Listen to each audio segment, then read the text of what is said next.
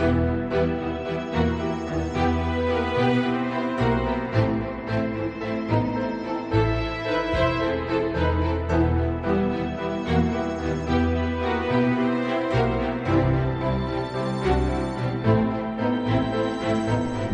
Busters, investigating the mystery, monsters, and madness of Arkham Horror, the card game.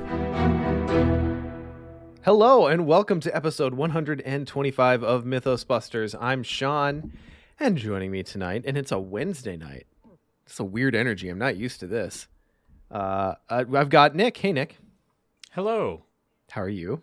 I'm doing well. I just looked into my deactivated webcam when I said hello, just because we streamed last night. I know, and then we were talking on the cams earlier, but it's you can't see me, so and we sit and chat on webcam before the show, but the Discord feature that we use to record the stage doesn't allow for webcams for in the age of streaming, it still boggles my mind that we can't just turn on our webcams in the stage and see each other. But I feel like that is now another Mythos Busters bingo square is complaining about Discord functionality.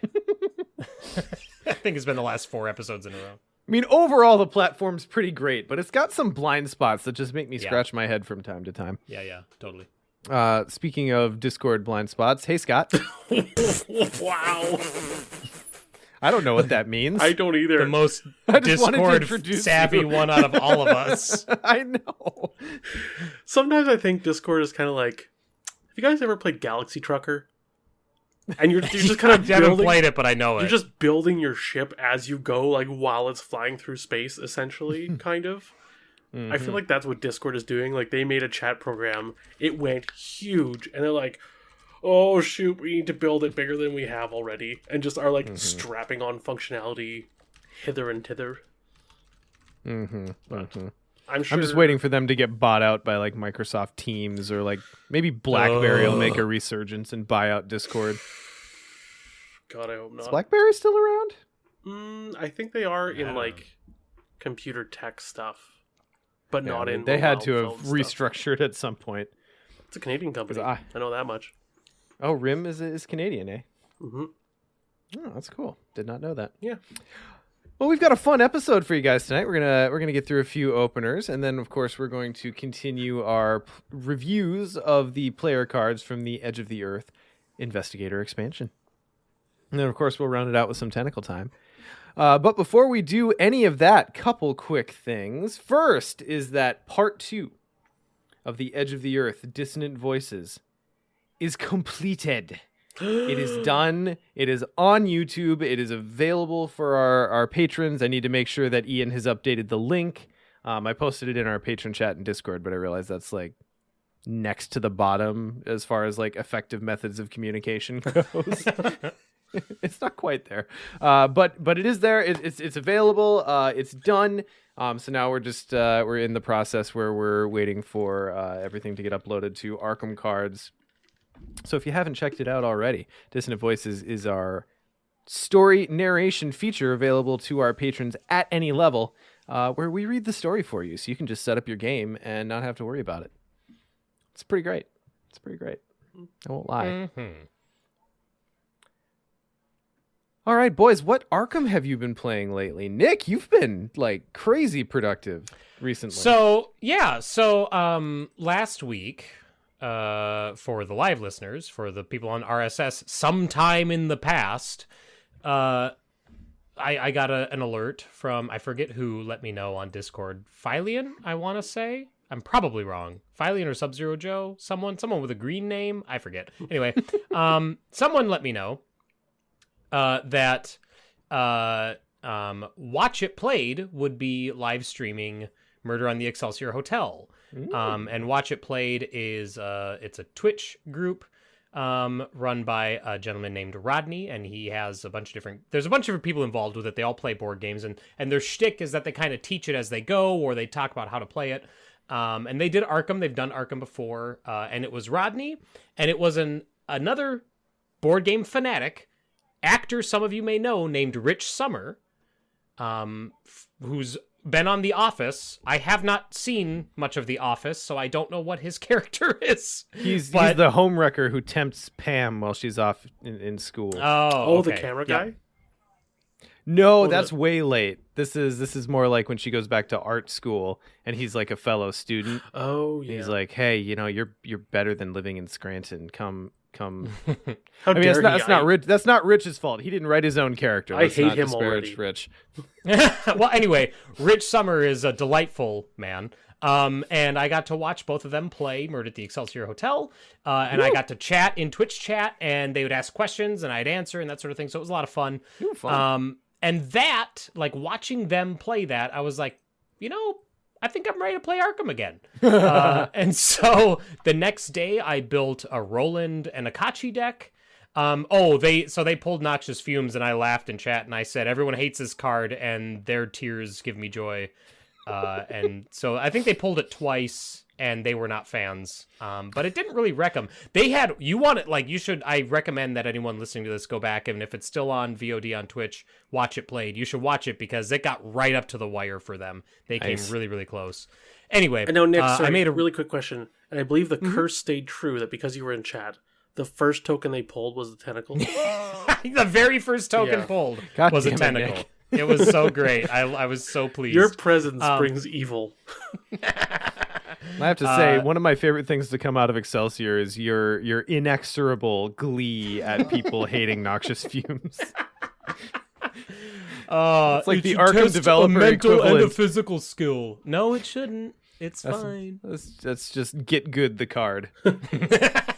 Yeah. How do you mentally get out of gas? Yeah. Right, yeah. I'm going to think my way out of this poison. Anyway, so I built a Roland and an Akachi deck, and I decided I was going to bring them through Innsmouth, because I think now that is the campaign that it has been the longest since I've played, because I played it through the one time all the way through, and that was it. Did you pick those investigators because it's the one with the fiberglass mini tokens? Not initially. I picked Roland because I was like, it's been a long time since I played Roland. And then, I pulled out, I saw that mini token, and I was like, oh, that's right, I got the Akachi one too. I'm like, I'll do Akachi because I haven't played Akachi in a long time either. Mm-hmm. So I am using those super glitzy mini cards From Orbits, if anyone's wondering. And they're the only ones that exist. There are no other investigators, unfortunately. He did the Dream Eaters set of investigators, but beyond nice. that, I don't think that batch sold well enough. So beyond that, Gotcha. it did not go anywhere. So anyway, I played them. I put them into Innsmouth, and I don't know why I chose to do this, but I decided to play on hard. And Pit of Despair was a problem. I got 3 of the flashbacks, so I was able to clear the bag of some of those tokens, which was really nice, but they both still got defeated with physical trauma, so there's still that. And then I played a total of 7 scenarios in that campaign, but I interspersed a lot of standalones. So I did Pit of Despair, and then I did Murder at the Excelsior, and then I did Machinations Through Time, which, you want to talk about a foobar scenario, that one that one was stricken from my campaign log. I'm like, nope, it actually didn't happen. Timey-wimey stuff. This never took place. And so then I moved on to Disappearance of Alina Harper, and then the Into Deep, and then I did the Egypt scenarios. And I won them on hard, but I cheated in both. Okay. Like, damn, that's a thing. I struggled my ass hard on standard. Like, those are tough. So the first one, the Guardians of the Abyss, the Eternal Slumber. There was one token pull right at the end that it was like a clutch. I needed to make the test, and I pulled a tentacle, and I'm like, I didn't pull a tentacle here. I pulled a 0. Yay, I win. Go me. And then here's the better one for the Knights Usurper. I got to a point where I'm like, there should be a max at how big the Abyss can get. I'm gonna say it can't get bigger than 8. Because if I didn't do that, oh boy, it would have gotten a lot bigger than 8. Wow. Yeah. How did it get that high? It started at 5. Oh, I sure. ended- Because it's on. Oh God. I ended the first scenario at 5. Because there were a couple pulls at the end where I pulled the elder thing or whatever, and I'm like, I'm just we're just increasing the strength, and I'm auto succeeding. I don't care. Like, we're just doing it. You know what I mean? Does difficulty play into that, or is that purely player count? No, it's just mode? player count. I'm pretty Okay. sure. I don't think difficulty played. I mean, the tokens are just worse in general in difficulty, but Right. But no, it got to 8, and then I pulled something that would have made it go to 9, and I'm like, no, we're not. We're just gonna cap it. It's not gonna. There's a ceiling to this. So yeah, still just as okay. And it struck me as I was playing it. We talk about nightmare mode from Lord of the Rings and how that's like a harder version of certain scenarios, and they can be really hard.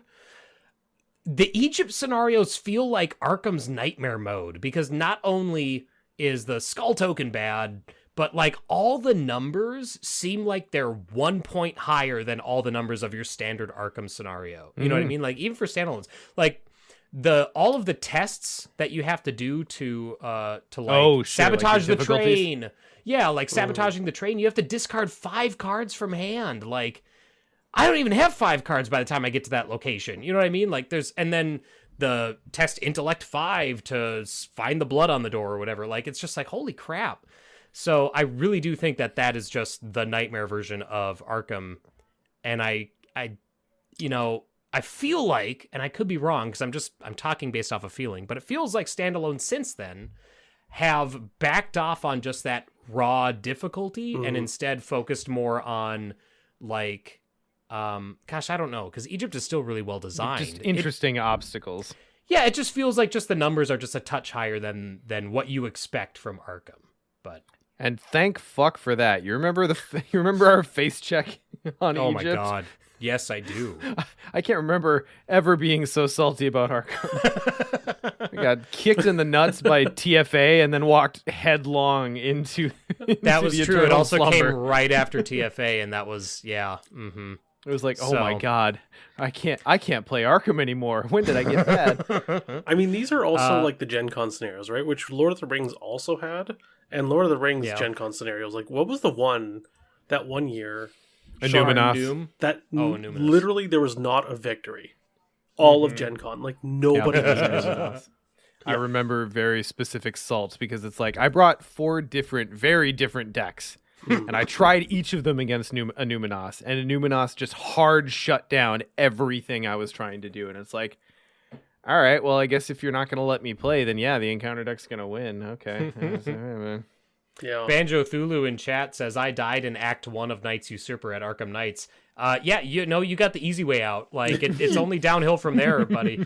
But yeah, anyway, so I'm only halfway through Innsmouth, but I played 7 scenarios so far with them. It's going great. My Roland build is I took Geared Up, so he's big items. I got a bunch of items in his deck, but I also Regular Roland or parallel?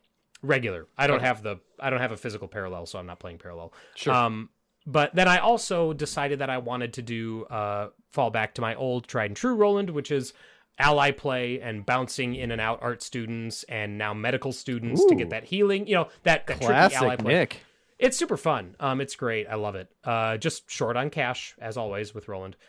And then my Akachi build is what are they called? Arcane slots.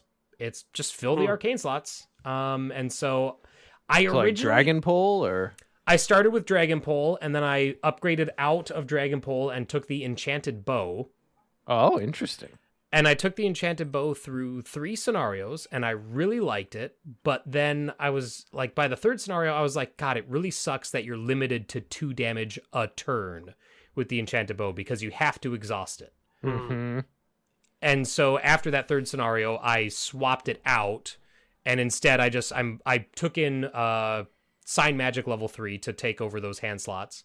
And then I'm just doubling down on spells. Like, I'm not doing any tricky items that take up arcane slots or anything. Just Doesn't matter. spells. Sign Magic 3 is so good. It's so good. It's so good. So yeah, so those are those builds. And then I'm not going to spoil anything because I'm still editing these episodes, but I'm trying to record a batch of Achievement Hunter episodes all together so I can get them edited and just scheduled to go up so that I don't have to worry about them for a little while since we have the baby coming. And so I've recorded 3 Achievement Hunter episodes. The first one where I build my Finn deck, and then the 2 playing House Always Wins and extracurricular activities. And those have been great. They've been really fun. Dunwich, holy cow. Like, I'm used to Innsmouth getting 6-7 experience a scenario, and Dunwich I got 3.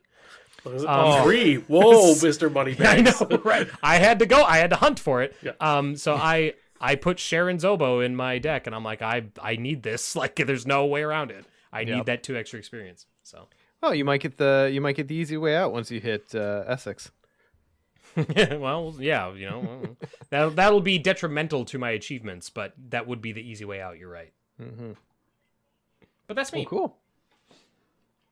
Scott, how about you? I've played a little bit. There was actually got a 3-player game in with Casey and Ian, and I took a. This was like late at night. It was after a night shift, and I was like, they were like, oh, they were gonna play Arkham, and I was like, hey, I'm awake.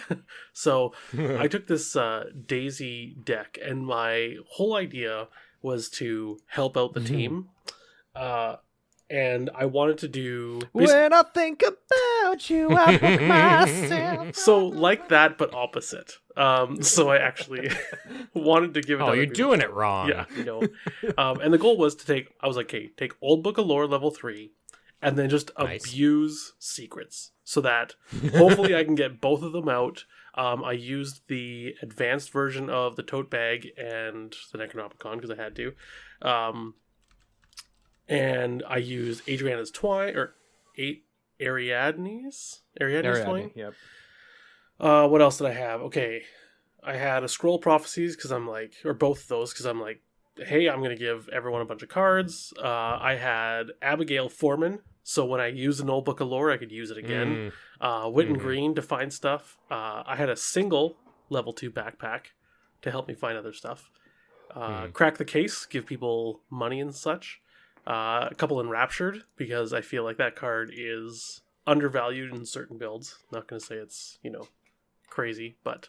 Enraptured? No, I think it's great. Yeah, okay. Fair enough. Question. Yeah. Is there a reason you didn't do Mandy for this build? Was there anything that Daisy could grab that Mandy couldn't have? The Scroll of Prophecies was the big one. That Necronomicon. Oh. Yeah. Also her tote bag. Because I realized with Mandy I could use that that arcane slot thing that comes from Arcane Enlightenment? Yeah, there we go. To get the extra hand slots, but I just wanted to use the advanced tote bag. And also, I started considering parallel Daisy front side. Because I'm like, because my plan was to have, because with Abigail, you can attach a tome to her. And with the tote bag out, and I have all these things that, I have backpack, I guess I can search. I could have up to 5 tomes out. And I was like, oh man, that's a pretty good stat line. And that's not bad. Yeah, and so I was like, okay, I'm going to try this, guys, everything like that. We get into the game, and I get Old Book of Lore down, first turn and whatnot. I'm setting up. I'm like, okay, for my tome action, I'm going to use Old Book of Lore. And they're like, Scott, you don't have a tome action anymore. Like, it's the thing. I was like, and for some reason, I forgot that she lost that action. Like, I forgot that it wasn't just the stat changed.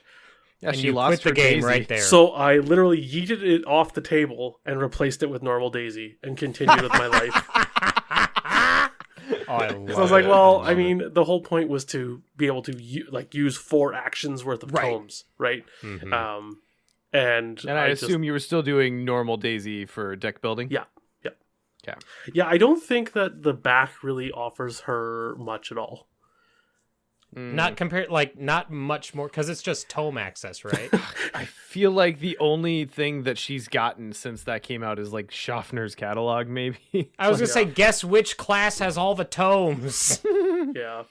Alduck in chat, this is a cheating podcast. Yeah, kind of. The thing is, I was going first in the game, and I hadn't even finished my turn, and I already realized that I screwed up, so, essentially, I just mulliganed the game, and... I've made a huge mistake. Yeah, so...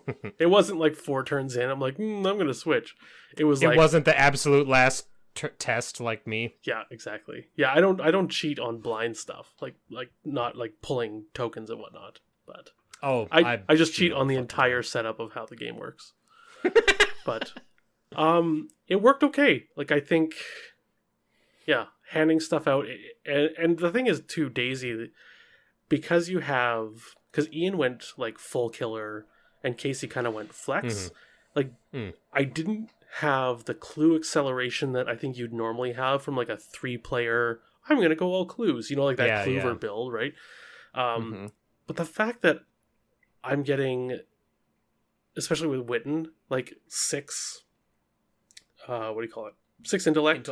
Plus I have icons everywhere.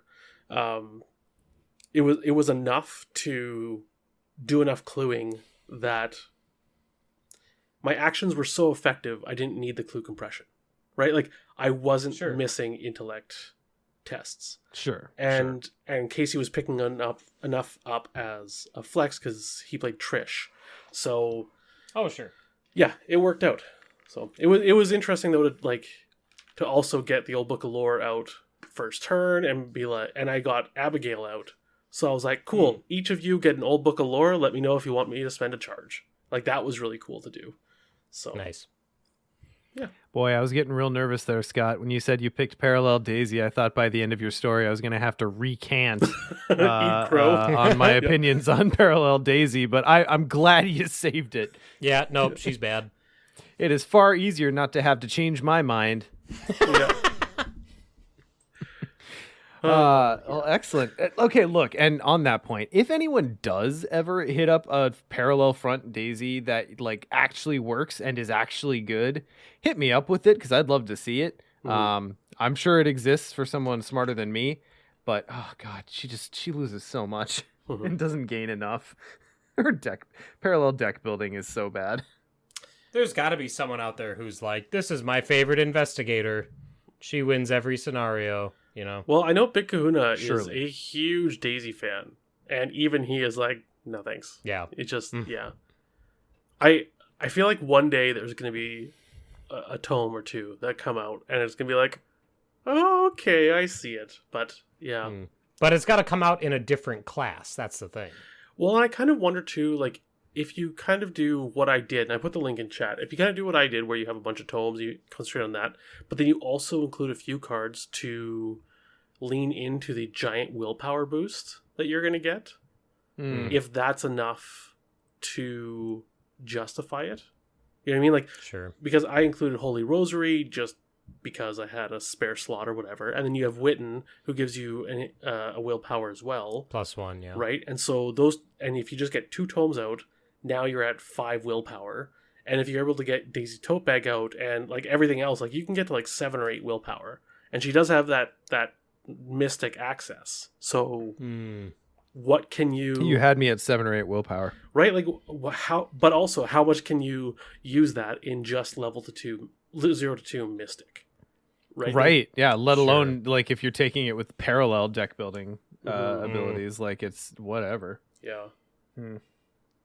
Anyways, I think I just need to look at it from a different point of view, because I think there is maybe a deck there. I just maybe need to focus on the willpower aspect and less on the tome aspect. Yeah. Now, speaking of divided deck building objectives, that leads me to my most recent plays. So, inspired by Ian talking about his new Parallel Wendy build on the last episode, I was like, all right, Parallel Wendy seems amazing. I came out of like the Blessed and Cursed. I came out of Innsmouth really liking the whole Blurst mechanic. I think it's really fun when you build for it. It can be very, very frustrating when you spend like a bunch of actions getting Blessed tokens in the bag, and then you pull 3 Blessed tokens on a test where you were already 3 up. Like that's not fun. But overall, I'm very, very positive on it. So when Parallel Wendy was previewed, I was like, yes, this looks cool. This is like an investigator who is playing with it. Mary was cool and she augmented it, but Wendy's like, yes, I will utilize these things. So I built a deck, and because it's Survivor, and one of the other Survivor cards I was really looking at playing was Short Supply. I was like, okay, I'm gonna try this out with Short Supply. So I built the deck and it seemed pretty okay, and then I arrive at the first game of the campaign, which I did Steps of Slumber, so the Dream Side, whatever scenario one of the Dream Side is. So I Short Supply, I dump a bunch of stuff into my discard. Play my first turn, goes really well. I'm pretty excited about it. first upkeep phase. Oh yeah, and I should also say that instead of winging it, I went with fortuitous discovery. Because, winging it's just great, but I always play it. So in builds like this, I'm like, all right, I'm going to make myself play the like slightly weirder thing that I never include just to see how it works. So I went with fortuitous discovery instead. So short supply hits 2 fortuitous discoveries in that opening dump, and I'm like, fuck yeah. And then in my first upkeep phase, the literal first card I drew off of my deck after the game began, I was abandoned and alone. And I was like, oh my. I think you picked the wrong investigator. So that's a thing that can happen. Yeah, so and then I immediately went to Discord and was like, Ian, give me your deck list. Mine sucks. Here's the key, is you just don't draw Abandoned and Alone the first turn. Like, I mean, one would think that's a pretty easy thing to do. Or you just don't build short supply Wendy. Yeah, well, I mean, I learned both of those lessons, so I immediately just like retook the whole thing. Ian gave me his list. I made a couple of my own modifications because I don't think in 2-player that Belly of the Beast is as good as Ian wants me to think it is. He just loves evade. He just likes the agility icons on it. He just wants to run from all of his problems. I love we're just shitting on Ian. He's not even here to defend himself. We love Ian, and I'm sure Belly of the Beast is fine, but I ended up taking it out. I made a couple of my own modifications, but overall his deck was way better than the one I made.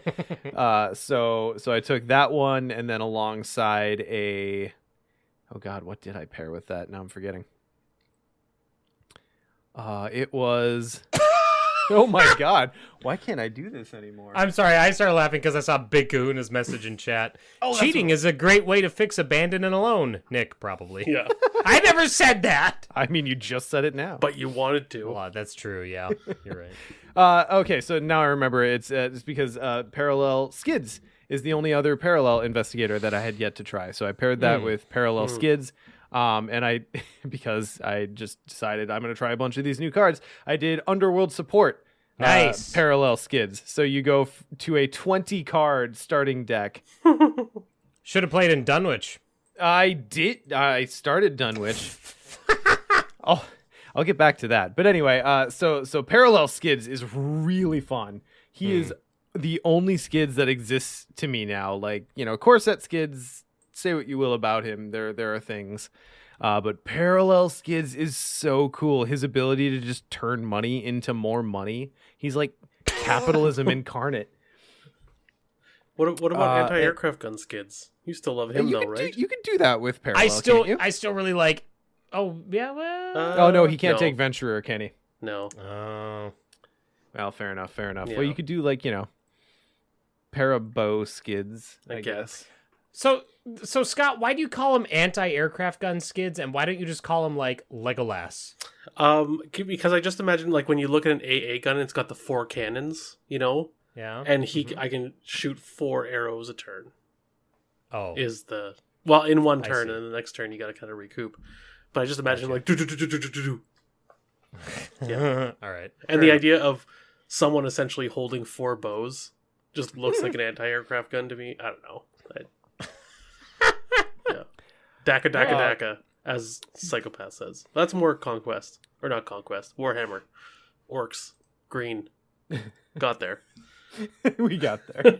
So I ended up making that Parallel Skids deck as let me just share it here. As a big money Skids deck, because that definitely seemed like just the thing to do. And beyond that, so big money in Rogue, there are plenty of things you can do there. It's really fun. They have enough asset diversity, I think, that I really liked the spread of slots that I had. But the main thing is that once you get... Oh, God. Here it is. So it turns out, guys, that rogues can do some really cool things when you just succeed any test by a lot. Right? Okay, it's almost like that's their thing, yeah. Mm-hmm. And take that and couple it with the ability to, in any electrocution window, just make your own test of any difficulty. And baby, you got a stew going. I'm looking at it right now. You got there's hit me in there to swap pluses and minuses. You got false covenant and some curse play. So Sean, I have a question. Did you ever do a test within a test? I don't think I've hit that level yet. Okay. Like you didn't do an electrocution window test within another skill test? Oh my god, you can do that, can you? Oh, No, totally. you Well, cannot. That's what I was trying to Oh, make you sure. can. Okay. Because that okay. test then gets postponed until the first test is done. What Got it. originally you Oh. could, but then the whole nested effect thing, because there was something with fine clothes where while you were doing a parlay test, you could sneak in another test, and that test was also -2 because you got the difficulty. Anyways, that's Weird. Yeah. Psychopath asks how Hit Me is treating me. This was just kind of making up for the fact that I couldn't include 2 copies of Lucky. Well, actually, I don't even think I ended up going with Lucky in this one, so it's fine. I have drawn a skull on it, and that feels bad. But overall, it's pretty okay. If you're up on a test and you just need to hit it, it's a decent option. I don't know. I feel like you can probably pull more efficiency out of it if you're actually doing some kind of token filtering in some investigator. But it's not this one. But yeah, so anyway, this deck can just get to stupid amounts of resources, because once you can get your feet under you and have 3 resources a turn to play with and some agility icons to play with, you can just like free action quiche every turn. And then if you're including Watch This, you get even farther above that. You can Lucky Cigarette Case off of that test. You can do lots of things. It's a very, very fun build. I've had just a blasty blast with it so far. So that campaign, so Wendy and Parallel Wendy Parallel Skids is going through the dream side with a curse mechanic, and then on the waking side I'm doing a blessed boxer Nathaniel with one Father Mateo, who I have not touched. He's been my least played mystic of the entire crop up to this point. This is my first time really taking him through with some blessed play. Having a good time with it so far. It reminds me why I very, very seldomly do specialized investigators in 2-player, though. Because, oh boy, Nathaniel just, there's only so much clue tech you can include in him at level 0. There's 3 different events. Or 2. It's scene of the crime, evidence. And lesson learned. That's level 2. Oh, well, you sure? Yeah. Yeah, I mean, we're definitely gonna get to lesson learned. That's gonna be an absolute necessity. But yeah, so that's been fun to work with Bless on that Interrogate. side. Interrogate. I'm sorry. Keep going. I'm doing a Bandolier Holy Blade build on the Nathaniel side, so he's got boxing gloves and a Holy Blade sticking out of them, I guess. Hard to swing that blade with those boxing gloves on, but and then the Mateo build, I think, is probably pretty basic. It's just got a bunch of bless cards, and then it's kind of token filtering with your Olive, because I have yet to play Olive with bless tokens, and I feel like that's pretty good. So yeah, having a grand old time with that. But that actually leads me to, because I'm only through the first couple scenarios there, so I don't have a whole lot to report yet. Aside from that, it's just kind of fun to play with bless and curse again. I did to start this campaign, I did a thing that I hadn't done in a very, very long time, because I know I talked last time about my campaign with Norman and Bob going through Return to Dunwich. I just scrapped that campaign. I was through Blood on the Altar, and I was just like, these decks just aren't doing it for me. It's just I was very apparently uninspired when I did the Norman deck, and Bob was okay, but I definitely didn't feel like he was doing what I wanted him to do. I'm gonna wait to play him until I get to a 4-player campaign. It had been a very, very long time since I had not seen a campaign through to completion. Do you guys do that very often? Am I All Yes. the time. Okay. Yeah. Fair enough. I just, if something's not going right and I just want to scrap it and start over, oftentimes I'm trying something specific and I'm like, this is not working. I should have upgraded into this, and I should have probably had this Yeah. at level 0. And I usually go back to the drawing board and play a very similar deck. But with I've what done learned, that a fair few times. Yeah. Yeah. But I'll stop halfway and be like, no, this ain't working. Kind of like Parallel Daisy. just yeet her off the table. But yes, I've stopped like halfway and just like not working, and I'm not enjoying it. So Yeah, I'm just normally kind of a purist, where I'm like, I just want to see this through. But like, I got to pass blood on the altar, and I'm just like, I'm not that excited to play the next game. And to be that's fair, the next unfortunate. game is Undimensioned Unseen, which nobody's excited to That play. might- So That might have been part of it. I love Dunwich. Undimensioned Unseen, though, I just Yeah, it's there. it exists. Yeah. And then as well, I'm gonna start up another Edge campaign with Justin and his brother, and I think I'm gonna play Marie, who is possibly my second least played Mystic, just because I missed the boat on her when she released as a promo, and then when Circle Undone came out, I had Diana to occupy me. So if anyone's got any really sick Marie builds, slide into my DMs. Yeah, that's all I've got going on right now.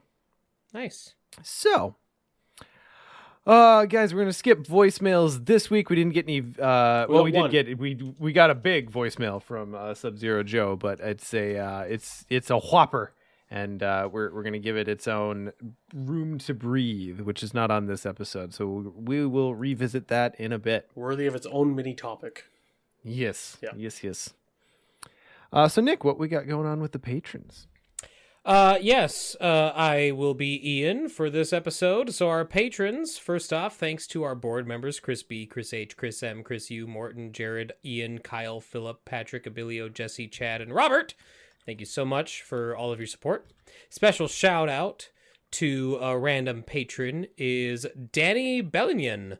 Thank you so much for your support, Danny. I'm guessing it's Danny Bellignon. If I'm pronouncing it wrong, you can send us an email. Mythosmerch.com, or you can send us a voicemail. Do that. Mythosmerch.com is still up. If you purchased or worn any of the swag that we offer, please send us pictures or share your pictures on social media or in Discord and let us see you rocking that swag out in the wild.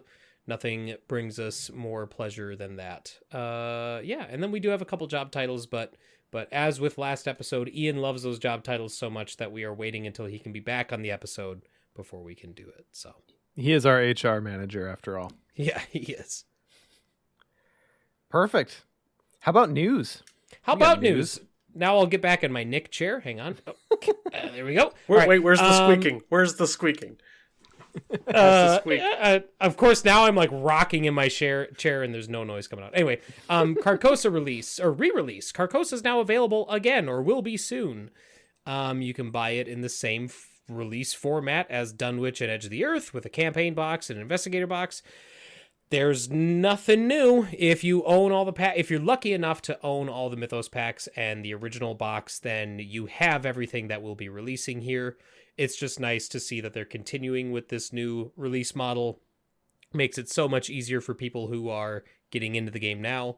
I talked earlier in this episode about the stream on Watch It Played, and there were a lot of people in there who had never played Arkham and were asking, what do I do? How do I get into this game? And I had this realization where I'm like, this is really the best time to get into Arkham, because you got the revised core set, you got the investigator starter decks, and they're re-releasing all the old content in a way that is, I would argue, more consumer friendly than the individual Mythos packs. Consumer friendly, retailer friendly, just top to bottom.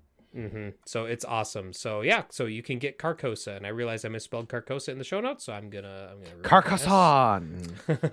Also, You did slip them the link to our website and podcast, though, right? All those. I new did players. plug the podcast in chat. I know it's a big faux pas.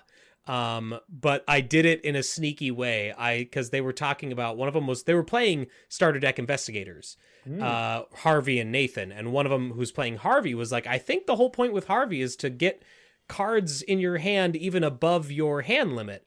And I said, on the Mythos Busters podcast, we call that Big Hand Harvey. But sadly, they didn't ask any more about the Mythos Busters podcast, so I didn't. And I didn't want to. I didn't want to just take over chat by dropping a bunch of links to other content creators. 12 links to various different episodes. I appreciate the breadcrumb. That's yeah. Well done. I was like, I'll drop this and anyone can ask. And instead of anyone asking, they all just walk by it. And I was like, okay, I did my job. So I haven't done this, but are either of you or anyone else listening tempted, even though you own everything, to buy the campaign blocks just because it has the really nice campaign guide? Yes. and because of the storage. Yeah. Yeah, but the return to boxes have like thing. excess storage. Yeah, the return to is But fine. here's the thing. The Edge of the Earth campaign box sold me on this new format because you can fit everything in there. Like for the campaign, you can fit your tokens and you can fit your investigator decks in there too. That's so true. when you want to play that campaign, when you're like, I have a Dunwich campaign going, I want to play it, you can keep everything in the same box and just take that box out. Like, that is peak Arkham to me. Man, I have to say, like, when this game sunsets, and maybe at a certain point in my life it sits on my shelf a little bit more than it does now, there is an appeal to that, to be able to just be like, okay, here is the canon investigator team for each campaign. I will pre-assemble the decks sure. and just store them that way. I mean, you can do that too. Yeah, totally. Yeah. Also, there is a big event coming on that's being put on by Nathan Early of Great Old Ones Gaming. He calls it the mega event Arkham Horror, whatever the cost. I don't think he's put up the official like page announcement or Facebook announcement yet. So look for an official post from Nathan in the next day or two on Facebook. Specifically the Lighthouse Keepers and then the original Arkham group. I think he's going to post to both. But these are the bullet points. I asked him in chat, in Facebook chat, just for the bullet points, and this is what he sent me. There's going to be 6 scenarios over 6 months that people will be challenged to complete. They're all official FFG scenarios that are being played standalone versions of those scenarios. You get XP and you level up just like it's a regular campaign, so you're going to play them interconnectedly. There's lots of giveaways and prizes that will be given out to people who are participating. And he says that there will be music, art, and stories coming up too. That's interesting. I didn't know that all that was coming. So yeah, there's a lot to look forward to. Sorry I don't have more information on it, but like I said, if you watch Facebook, you'll see more on there. And he tapped some of other content creators to contribute to this.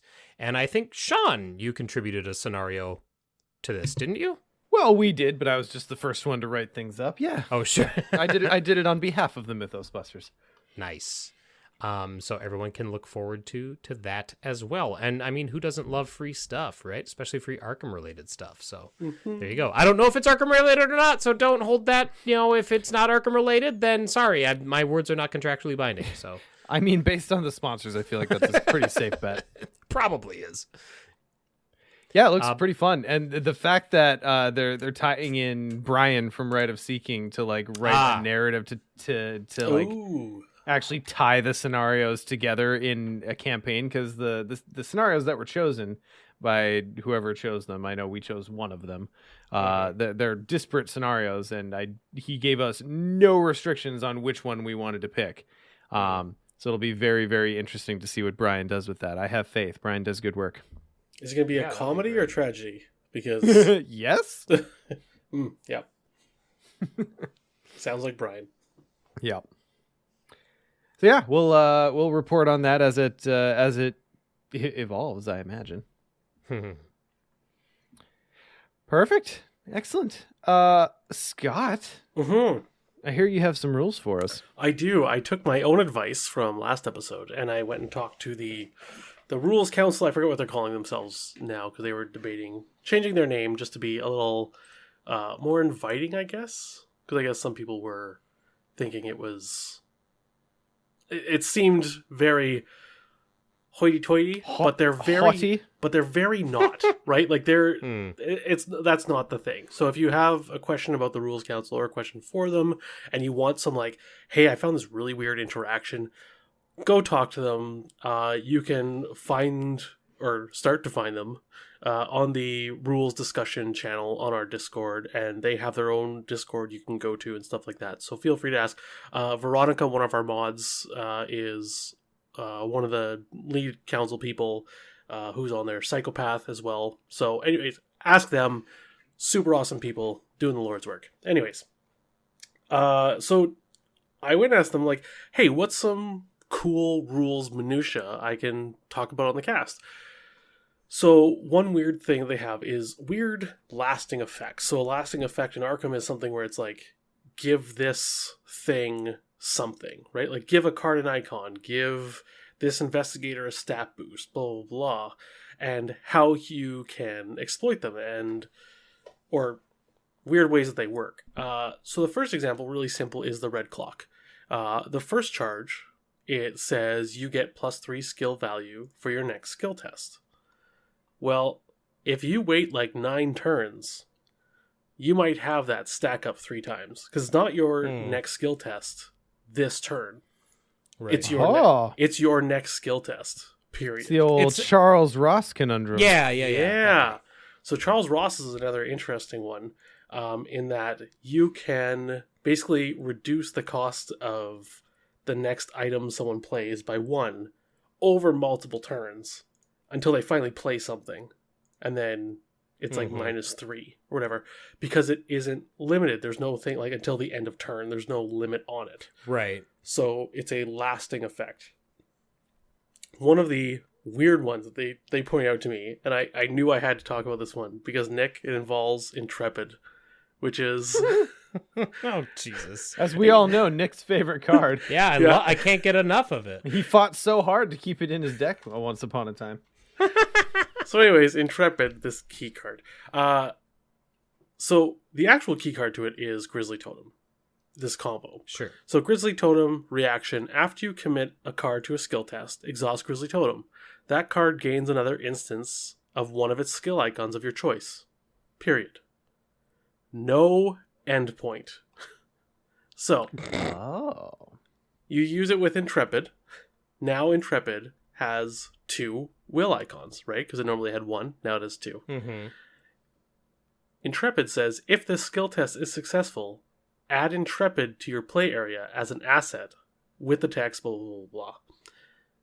Because Intrepid has not left an in-play zone or like a face-up zone, like as soon as it goes to your discard pile or an out-of-play zone, it will lose the effect of Grizzly Totem because Grizzly Totem can no longer target it. But because it still stays in play and becomes an asset, it now has 2 willpower icons. Oh my god, are you about to say well prepared right sure now? Am. Yeah. You can well prepared on Intrepid for 2 willpower. Wow. I think there are easier ways to get sure 2 are. willpower in Sure Guardian. are. But the style points alone. Yeah, but none of them are Intrepid. Yeah. This is like the kickflip, over the Ghoul Priest for something, just, yeah. This would be, That's awesome. Let's see, who could take Grizzly Totem and Intrepid and something where you're going to use willpower? Roland? Yeah. Joe. Daisy, oddly enough. Parallel Daisy. Lola. Lola, sure. Yeah, there you go. I mean... Lola using... Wait, but does Lola's roll thing, like, cut that combo, or is it all Guardian? So she could start off a Shriveling attack, switch to Guardian. No, because Grizzly Totem... No. You're on Guardian during the Mythos phase. Yeah. You commit Intrepid. That's the best place to play Intrepid. Mm. You commit Intrepid to that. And then you just swap off a Guardian after the Mythos phase, but because Intrepid is But you have to use passive Grizzly effect. Totem at some point, is the point. Boy, wouldn't it be nice if never combo mind then. investigator could play some fucking combos, guys? Yep, never mind. Yeah. Lola gives sorry. you 3 lanes of travel, but Well, you can't switch. how about Daisy? truly straight up, the amplitude of investigators. straight up Daisy, who versatiles for Intrepid. There you go.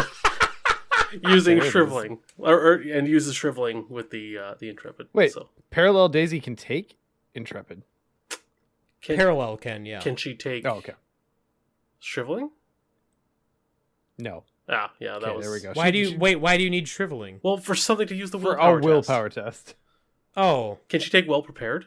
No, she can't take well prepared. Oh, yeah, that's the problem. Okay, anyways, this is getting Joe, who versatiles for How shriveling. much There you time go. we've spent talking about this this? is the dumbest. Wait, Tommy can take all this too. Not Oh. Grizzly Totem. Yeah, he Yeah, can. it's It's Survivor. Survivor.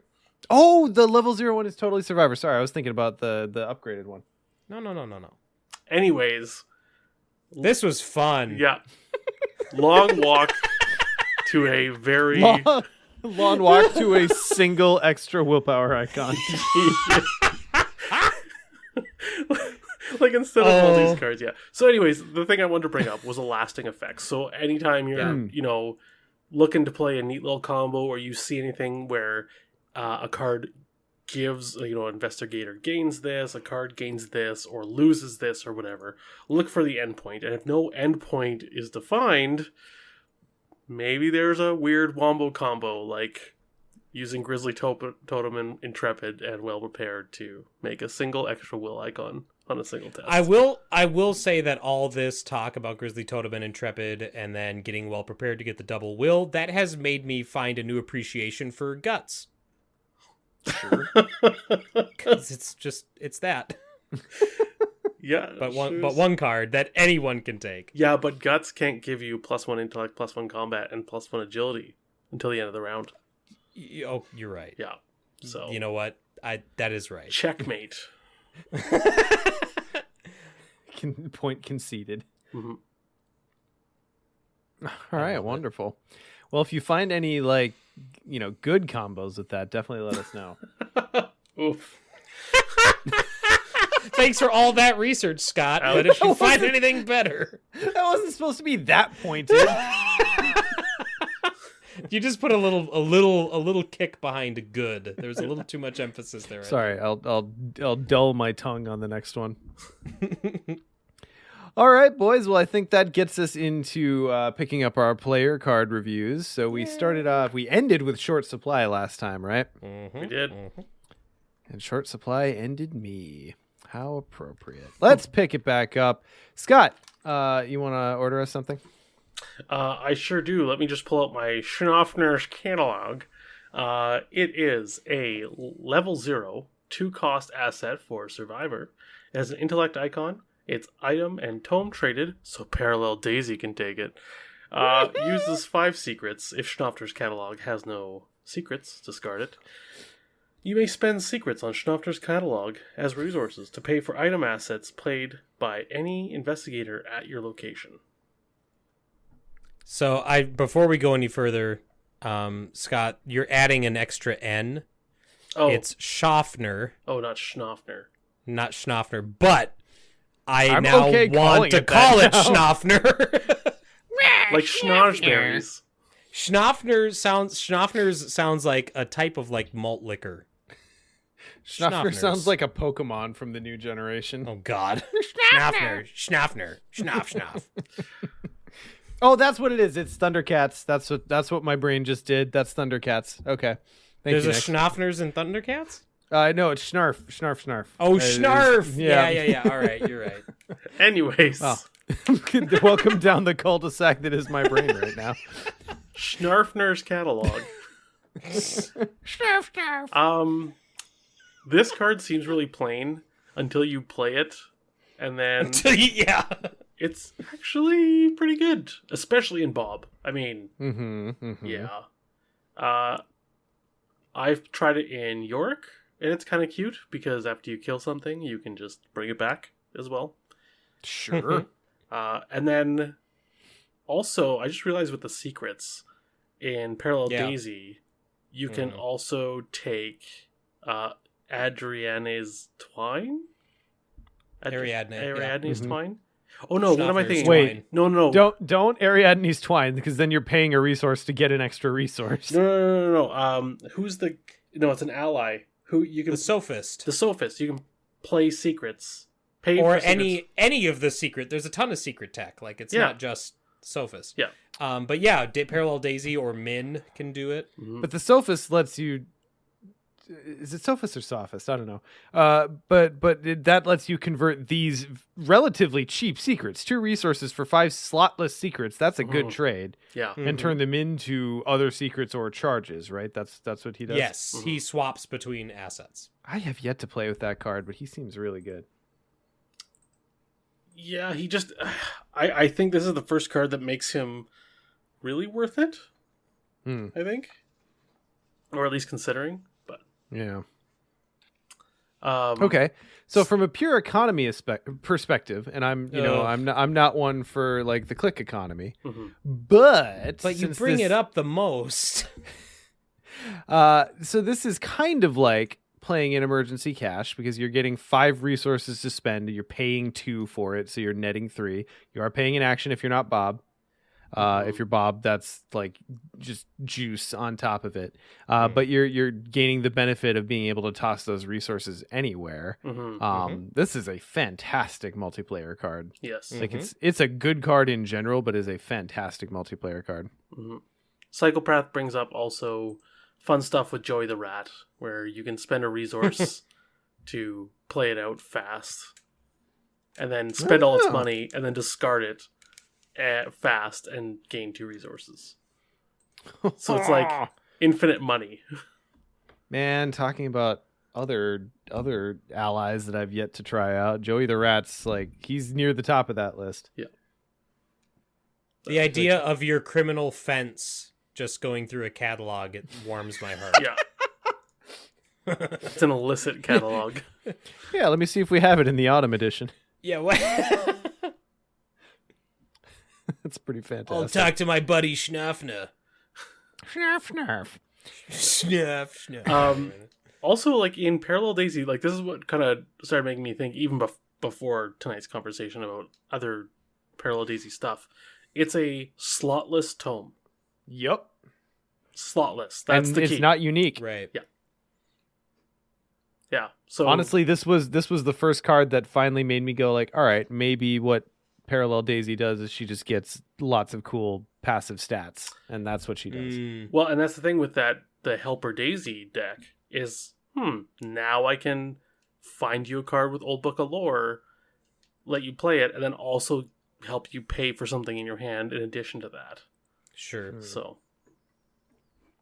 So, you know, there are decks that don't play a lot of items, but how often do you guys think you build a deck that like has sub 5 items in it? It's pretty rare, right? I think I Even gotta nowadays. be trying to do that for that to happen. Yeah.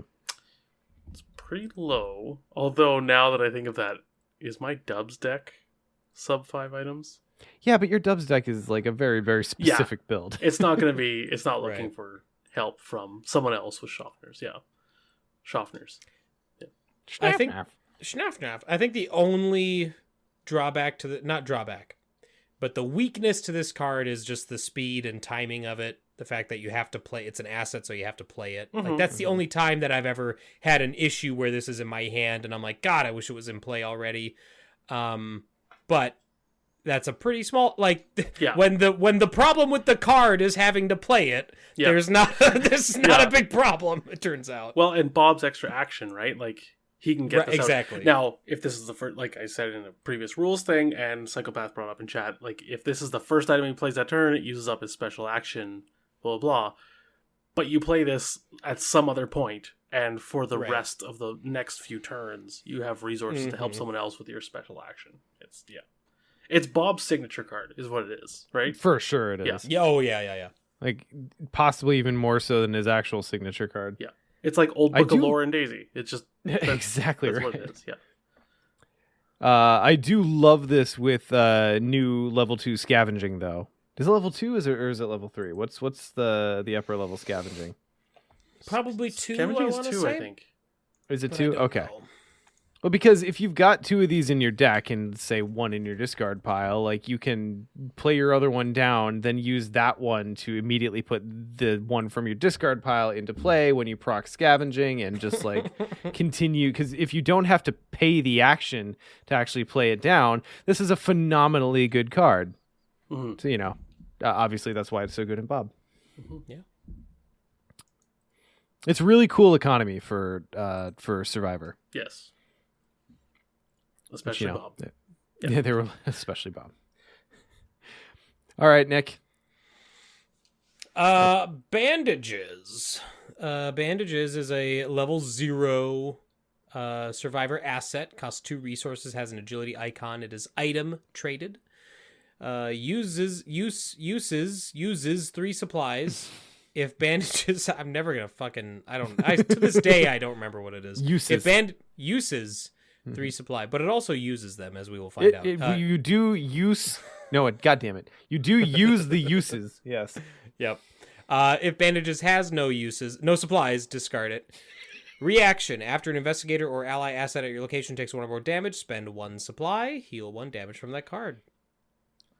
Sure. So we waxed poetically on last time about healing and soak. Mm-hmm, Yeah. mm-hmm. Yeah. And this card is a really weird junction of the two to me. Yep. Because it's healing, Yeah. but it's almost kind of like well, soak. Yeah. Because it happens Because- instantly. Mm-hmm. But it's not quite soak, because if it's the damage that would kill that ally asset, Right. you can't then heal it. So it's a little Yeah. bit limited in that particular direction. Mm-hmm. Yep. When do you get your full health bar back? When you prove you don't need it. You have to take all the damage before you're able to heal. All right, so. Tony Stark. What that? Okay. I mean, I was talking like Dark Souls shit, but yeah.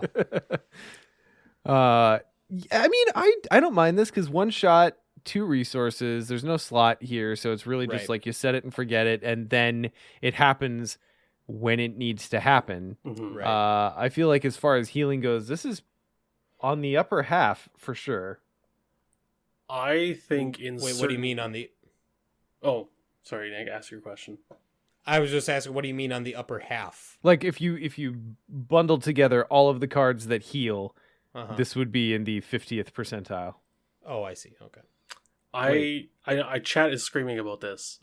Basically, there's a bunch of allies that are really good options for this, and I completely agree. And I feel like this, to me, when I first read this and realized, kind of, processed through my head, to me, this is very much a Yorick card or a Tommy card. Tommy. Yeah. Because Sure. you get all those Guardian allies like Gret, Beat Cop level Greta. 2, your dog, right? Like just so many things. And the key too about this is there's this weird thing in, I guess, LCGs, but in the rule system where like if you exhaust a Beat Cop level 2 and deal a damage to deal a damage to something else, if you cancel that damage, then the cost is not considered paid for that Yep. for that Mhm. ability, so that ability fizzles. But Bandages allows that damage to hit, and then it heals it. So Yep, it's almost like you canceled it, but it's not. So the ability still triggers. So to me, this is like, you take this and someone who can take guard dogs, beat cops, all that stuff, right? Danielle is another, yeah, exactly. There's tons of examples on where to use this. Mark, I know yeah. he can't take it natively, but I would look at versatile for this. Just throw this down, and then suddenly you get essentially 3 free procs of Sophie. Mm-hmm. Yeah. Yep. Well, and But he takes beat cops and guard dogs, so there you go. Yeah, he sure Yeah. does, and he draws a lot of cards, so you Yep. don't really care about the extra deck size. Mm-hmm. Yeah. Do you think you ever do anything with the supplies here? Do you think like you would ever? Is this ever important enough to interact with like a quiche or a contraband or anything like that, or do you think this is just like as written? I think to me it's as written. To me, it brings up that whole juice worth the squeeze thing again. Like if bandages is so important, pack 2 of them, and Yeah. I can't imagine in my mind a deck that relies so much on bandages that 2 copies alone is not not enough. Yeah, and like the whole we're talking about everything that we're talking about with this going towards those allies like Guard Dog and B Cup and all that. Those are all pings. They're all ping damage. Yeah. And I don't know, like especially with Guard Dog, you got to take a hit first.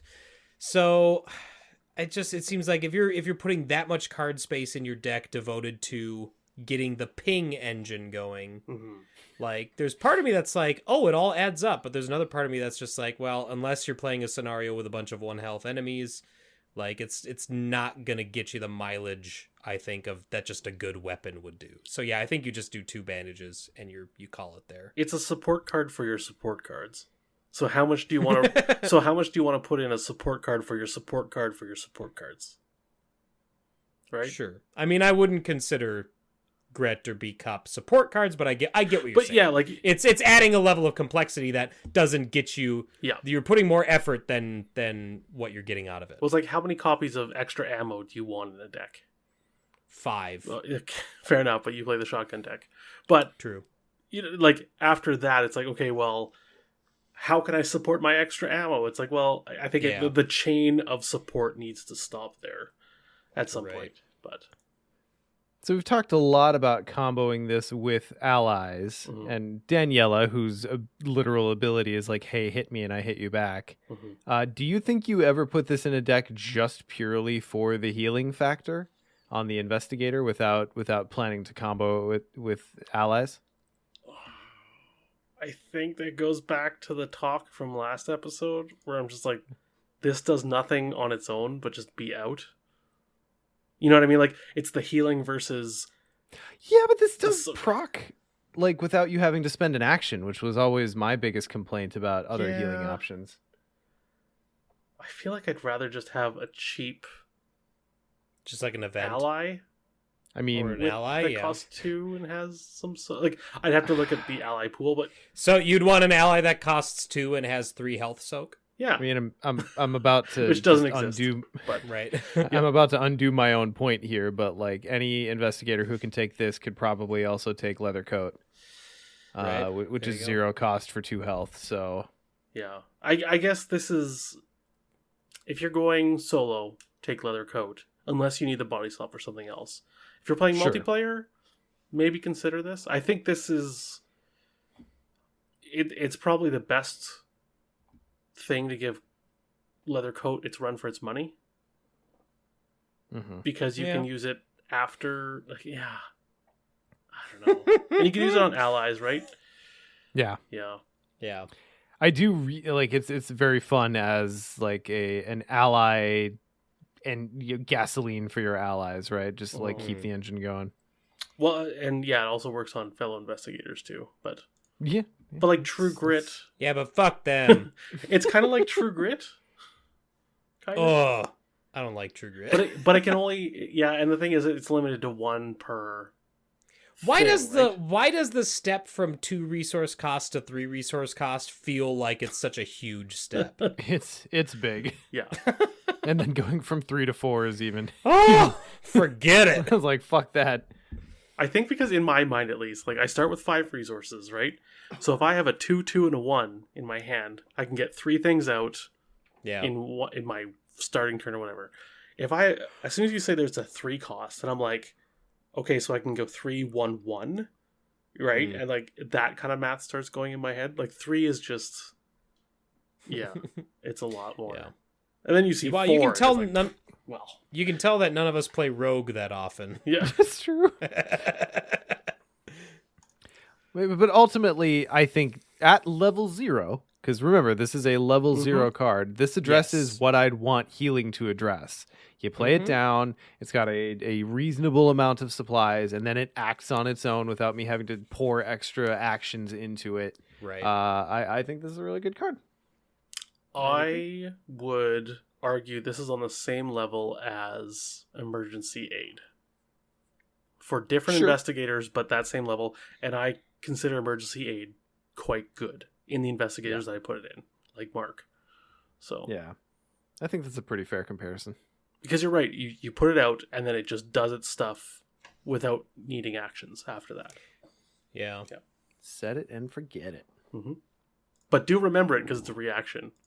So Yeah, set it and yeah. remember it, but also forget it. All right, so moving on to Jury Rig, which is a level 0 cost survivor event. It has an intellect and a combat icon. It is an upgrade. It has uses 3 durability. Attached to an item asset controlled by an investigator at your location. Free triggered ability. Squiggly boy. During a skill test on an attached asset, spend 1 durability. You get +2 skill value for this test.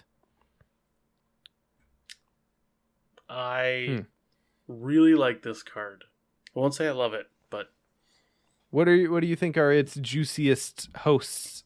Any weapon. yeah, someone else usually. Literally any weapon. Yeah. I see this as it's a really neat card, I should say. Mm-hmm.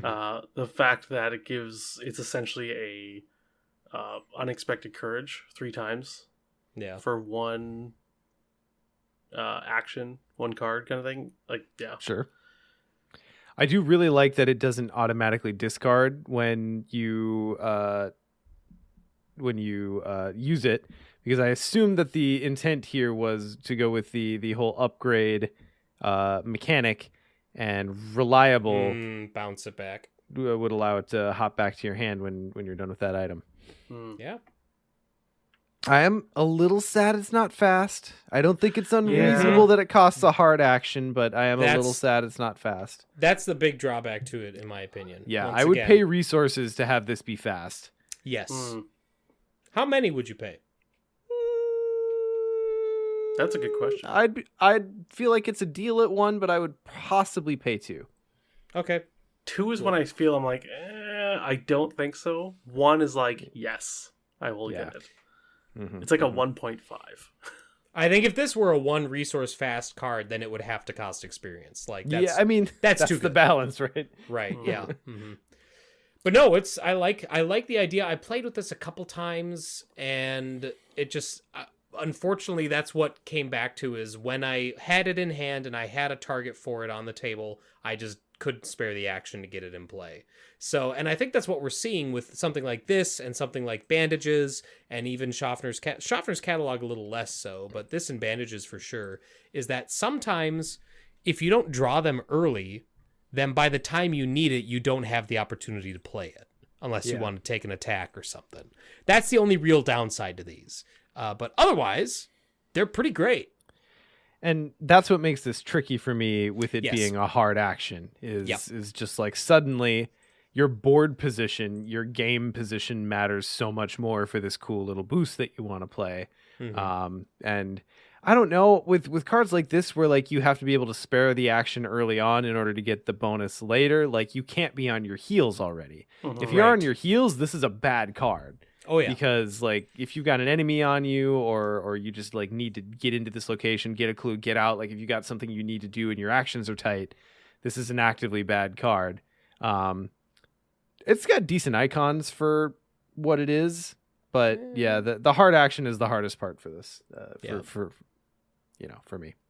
I use this in a Tommy Mega Becky deck with Becky's the name of the gun, right? Big Bertha Becky. Yeah. Yeah. And with well-maintained and reliable. And so when an item is discarded, you can return it to its owner hand as well as any upgrade or whatever. And I use that with, what's it called? The Survivor card where she's throwing a gun at something. Act of Desperation. Act of Desperation. You Act of Desperation Becky. And then take it all back to your hand, and then just set it. How does it feel to throw all your eggs in a singleton basket? Because I also built a deck like that, and I played it maybe 4 scenarios, and I think I got Becky out in 2 of those 4 scenarios. And it just then I'm looking at all these upgrades, and I'm like, why do I have these? I feel like you have to be very willing to, one, put, I dare say, subpar cards in your deck just to find Becky quicker, even though they won't hit maybe a lot of things. Well, you say subpar, but Tetsuo Mori and and On the Hunt are both, I would consider, good cards. Prepare for the worst. Tetsuo's so good in Yes.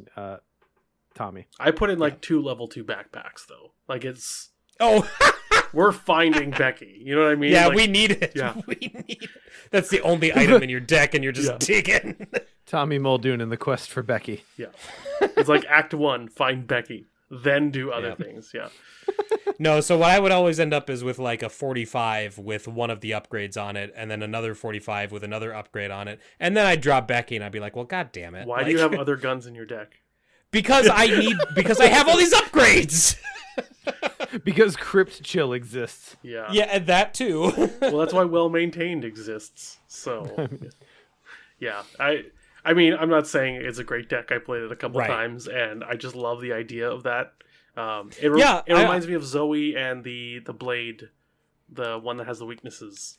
Hungering Blade. Hungering Blade. Like, it's just, you have one weapon, and you just go whole hog in on it. And Yeah. So we've been talking a lot about weapons. Do you guys see a use for this on any non-weapon items? Like, Uh, put on someone's fingerprint kit, I guess, maybe? Sure. lockpicks. You could jury rig your Oh, lockpicks. yeah. What are there any items that care if you succeed by a certain amount? I suppose Lockpicks. there's some rogue stuff. Yeah, lockpicks, Derringer. That's Oh, Psychopath yeah. says, pour a bunch of nails into a hip flask. Yeah, this on Liquid Courage. Liquid courage. That's okay. You know what? I don't hate that. Yeah. It's chewy. Jury rigged liquid courage. Ancient stones. Oh yeah, sure. Oh yeah, the seeker Oh, yeah. side quest stuff. You could do that pretty much on any of those almost. Yeah, God, Min could do Min that, has right? some really cool combos with yellow Yeah. and red. She's just got some cool stuff she can do. I still feel like the best version of it though is the Dream Diary, but anyway. The Dream Diary. It's so good. Like Dream Diary and Min is amazing, but yeah, no, this there's some stuff that you could do. I think we think weapons automatically because that's that's where we get the most bang for it. I mean, it's a picture of a no pun weapon, intended. right? Bang. So, And it's a picture of like one of the worst weapons. yeah. Yeah. Very Last of Us vibes from that. Yeah. Though. Absolutely. Mhm. Oh, you remind me. I still need to. I own number 2 and I have yet to play it. I gotta get around to that. Anyway, let's see here. I think we're back to Scott. Bangle of Jinxes is a level 1 2-cost survivor asset with a willpower icon, item, charm, and curse traded. Uses 1 charge. Zappy Boy, spend 1 charge. You get +2 skill value for this test. Limit once per skill test. Or limit once per test. Reaction after an enemy attacks you, place 1 charge on Bangle of Jinxes. And takes up the accessory slot. This is interesting because the self-charging part of this card, I feel like greatly limits the number of decks that you're going to put it in. Right? Unless you're playing solo or something, The one deck I've tried this in is Yorick, because Right. you can recur Soak. Sure. And And Yorick's one who wants to be facing a lot of enemies anyway, so. yeah, so I found it good. Like, I don't think it was, I'm not writing an article about this one, or writing home about it, or whatever you want to say. Sure. But it's good. Yeah, But like this and Wendy would feel weird because she Yes. generally wants to evade enemies or get away from them. So I feel like that, like everything's great about this, but then you read that last ability, which is still good that it has a way to recharge itself, but that takes a wide group of investigators and knocks it down to maybe like 4. which I think, Which isn't a problem. Yeah, exactly. I was just going to say, like, I think everyone on here is totally okay with a card being, designed or optimized for a small group of investigators. Like, Tommy, I think, would Right. take this. every Yep. day, all day. Tommy would like this. Yorick, like you said. Daniela? Daniela. Yeah. Mm-hmm. Is this She would love Daniela's this. like? Is this Yep. her signature card? Pretty much. Okay, so I'm playing a Daniela deck through the web side with board member Kyle currently in a campaign, and I took this in Daniela. Yeah. And this plus Daniela plus swarming enemies is just a good time. Oh my god. It is just a good time. Yeah. I'm failing no treacheries by, the second half of the scenario after this comes out. It's pretty great. And the fact that this doesn't exhaust to activate either of its abilities just means that Right. sort of thing is really, really cool. Mm-hmm. So Daniela, like you could actually take bandages and this and guard dog. Okay. Yes, you could. Okay. But not ever vigilant to get them all out quickly. Oh. But you can take geared up, and 2 of those 3 cards are items. Ugh. Yeah. Just gotta hope you draw them. Yeah. We just need a mechanical guard dog. Guard trash can. All right. But okay, so in a deck where maybe you're not like specifically inviting attacks, is this still pretty okay, or do you feel like the normal way to play enemy management is such that you're taking as few attacks as possible? Well, we kind of talked about that. And what I had said was that this third ability takes us from being a card anybody would like to being a card 4 or 5 investigators like. Yeah. I think that's accurate. I think, and my example was Wendy. Like, if you play Wendy and you take this, you're probably not recharging it too often unless you're recurring it. And even then, you're still only getting 1 use out of it at a time. And like, So, why no, would you recur this when you could just play Unexpected Courage? Right? Like, Yeah. like why exactly. would this is like using Grizzly Totem and Intrepid to get an extra willpower icon off of Well Prepared. Yeah, it's really fun, but you're not impressing anybody. Yeah. So. It's just the kick flip over the garbage can to the I mean, Akachi gets 2 charges on this when it comes into play. Ooh. All right. Well, if you're going like Battle Mage Akachi, I could see. Like if you're going full confrontation Akachi, which is what I'm currently doing. But do you still want to be taking hits with Akachi? No, you really don't. Right? Like, you really don't. No. Yeah. With 6 health, that's dangerous. It's really got to be those investigators that take the hits that make this worth what it's asking for. Take the hits to make the hits. I agree. Yep. Nailed it. Can't get better than that. Right. Nick. Burn After Reading is an underrated Coen Brothers movie, but it is also I agree. level 1. Yeah, it's pretty good. It's not amazing, but it's pretty good. But it's also a level 1 survivor event that costs 1 resource. It has a wild icon insight traded. Oh, I think they put that on the wrong color card. Anyway, exile a level 0 through 5 card in your hand. Discover 2 clues at your location. If the exiled card was level 2 or higher, remove 1 doom from the current agenda. Exile Burn After Reading. I feel like this one was revealed. Well, it was designed by the council in exile, like the. This was the COVID Council. Yeah. COVID Council. Yeah. Oh, what a terrible title. Someone fucked up on the COVID Council. Yeah, this is designed on stream with Maxine and Jeremy, and you can go watch that stream. It was an FFG stream, and all the iteration went through. This is, I think they toned it down a bit, because I think most council cards when they first come out are like, the dream power card. Well, and because then, of course you want to leave your mark on a card that's just like bombastic as hell. Yeah. Why wouldn't you? And then it comes out and it's like, okay, it's gone through a little bit of testing now. It's like, okay, now it's fair. This is pretty good, though. This is one of 2 cards that can remove Doom from an agenda. Is it 3. just 2? 3. You Catastrophe can as well, right? Yep. Okay, No. so 3 cards. No, it's Fortune or Fate. Fortune of Fate, yeah. Fortune or Fate, stops it, right? It doesn't remove it that's already there. Oh, that's interesting. Yeah, so I it's think just you're 2. It's just this and the Guardian one that Hallowed. sucks up all your... Yeah. Yes. And this asks a little less of you than Hallowed does. Less setup, at least. Yeah, and when you combine it with the 4D chess, Deja Vu. Deja Vu. Yeah, not the 4D chess. The cat. You're That narrows it down. You're exiling this, and if you exile a level 2 card, that maybe also has exile on it, you can get them back for 1 XP. For 1 experience, yeah, that's great. And like, even if you're not exiling another card to get the doom off, like, you're essentially, if you're exiling a level 0 card that you can just take back, you're discarding a card from your hand to discover 2 clues from your location, and then you're exiling this, which, you know, is pretty okay. Which I think, though, the key part of this, and Psychopath mentioned this as soon as I thought of it, is when you exile that level 0 card, you don't have to take that one back when you go to deck building. Yeah. This is survivor adaptable, right? Like, this is Redaptable. Yeah. Adapt after reading. Yeah. So and also, like, okay, so discover 2 clues at your location.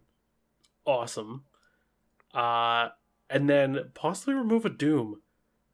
This actually seems quite strong. Like, if you can, like, so if you're paying for this, which it's a card. Everything in this game is gonna more or less cost the ability of having a card in your hand. So discarding a card is that extra cost, and exiling it, unless you're looping your deck a bunch, this seems really worth it.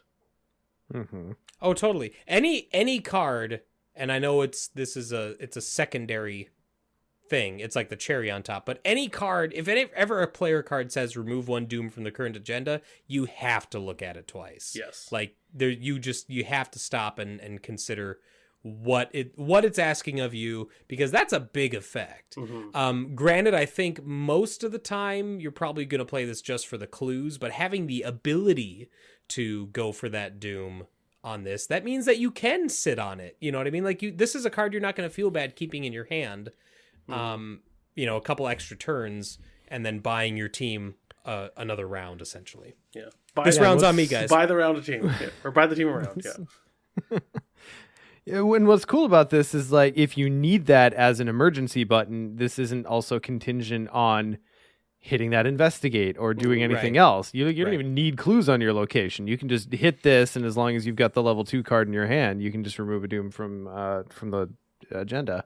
But you'd feel pretty bad if you exiled this and a level 2 card and only remove the doom, wouldn't you? I mean, it wouldn't be great, but if I saved the scenario, I wouldn't feel bad about it. Sure. Well, I mean, the thing is, that bit. extra round you bought, how many clues are you going to discover in that round? Hopefully at least 2. That's what I'm saying, right? If not 2, then... Yeah. Well, I don't know what we're doing. I ran my first Daniela deck through Edge with Justin was a Daniela Deja Vu, tons of, like, level 1 and level 2 cards that exile type build. And Fun. I took this probably as experience 6 and 7. And it did a lot of work. So you can buy this back for free with Deja Vu. And then, you know, I think I only removed the doom like once in the campaign. Sure. But yeah, God, I just testless clues at 1 cost. Yeah. That's pretty solid. Especially with how many, like, 4 and 5 shroud locations we're seeing nowadays. I think too that the way that I thought about this, that made it a little more palatable and made me not realize how good it was, but how little the cost is of discarding a card, is when you think of Wendy, and she makes it so that every single card in your deck now also says, discard this card, redraw a chaos token. Right? Like, that gives an extra value to every card in your deck. When you put this one in your deck, it now has a little thing that says, you know, exile this card after you play burn after reading to discover 2 clues at your location. So it's like discard 2 clues, or sorry, exile 2 cards, discover 2 clues. Which seems really good, just thinking of that, right? If those cards were blank. And then if one of them is also a level 2 card, now it's discard or exile these 2 cards, discover 2 clues, remove a doom. Mm-hmm. Sean, the times that you used this and removed Doom with it, what were the level 2 plus cards that you were exiling? Do you remember any specific instances? Let's see. Let me grab that deck list. Because that feels like we read this and we're like, oh, that's not a big ask. But then you got to also think that like those are cards that you spent experience on. So theoretically, they're cards that you want to play. Even with Deja Vu, at best, you're still paying an experience to get that effect. Mm-hmm. And you're also choosing not to resolve that card. Mm-hmm. But depending on how the scenario is going, like if it's a... Very true. Like an upgraded leather coat and you've taken no damage and you're halfway through the scenario, right? Like that might just be... But if you're halfway through the scenario, you probably don't need to remove Doom. But no, I get what you're saying. Oh, leather coat's 1, right? That's a bad example. Leather coat's... is it 1 experience? I thought it was 2. I think it's 1. Anyways. Yeah, upgraded level 1. I had so this Daniela deck that I played it in was also an Aquina deck. What? The level 3 Aquina in Daniela is good. All right. Just level 3 Aquina is decent in Daniela. Yeah, she's amazing. Mm-hmm. She is no longer the forgotten daughter.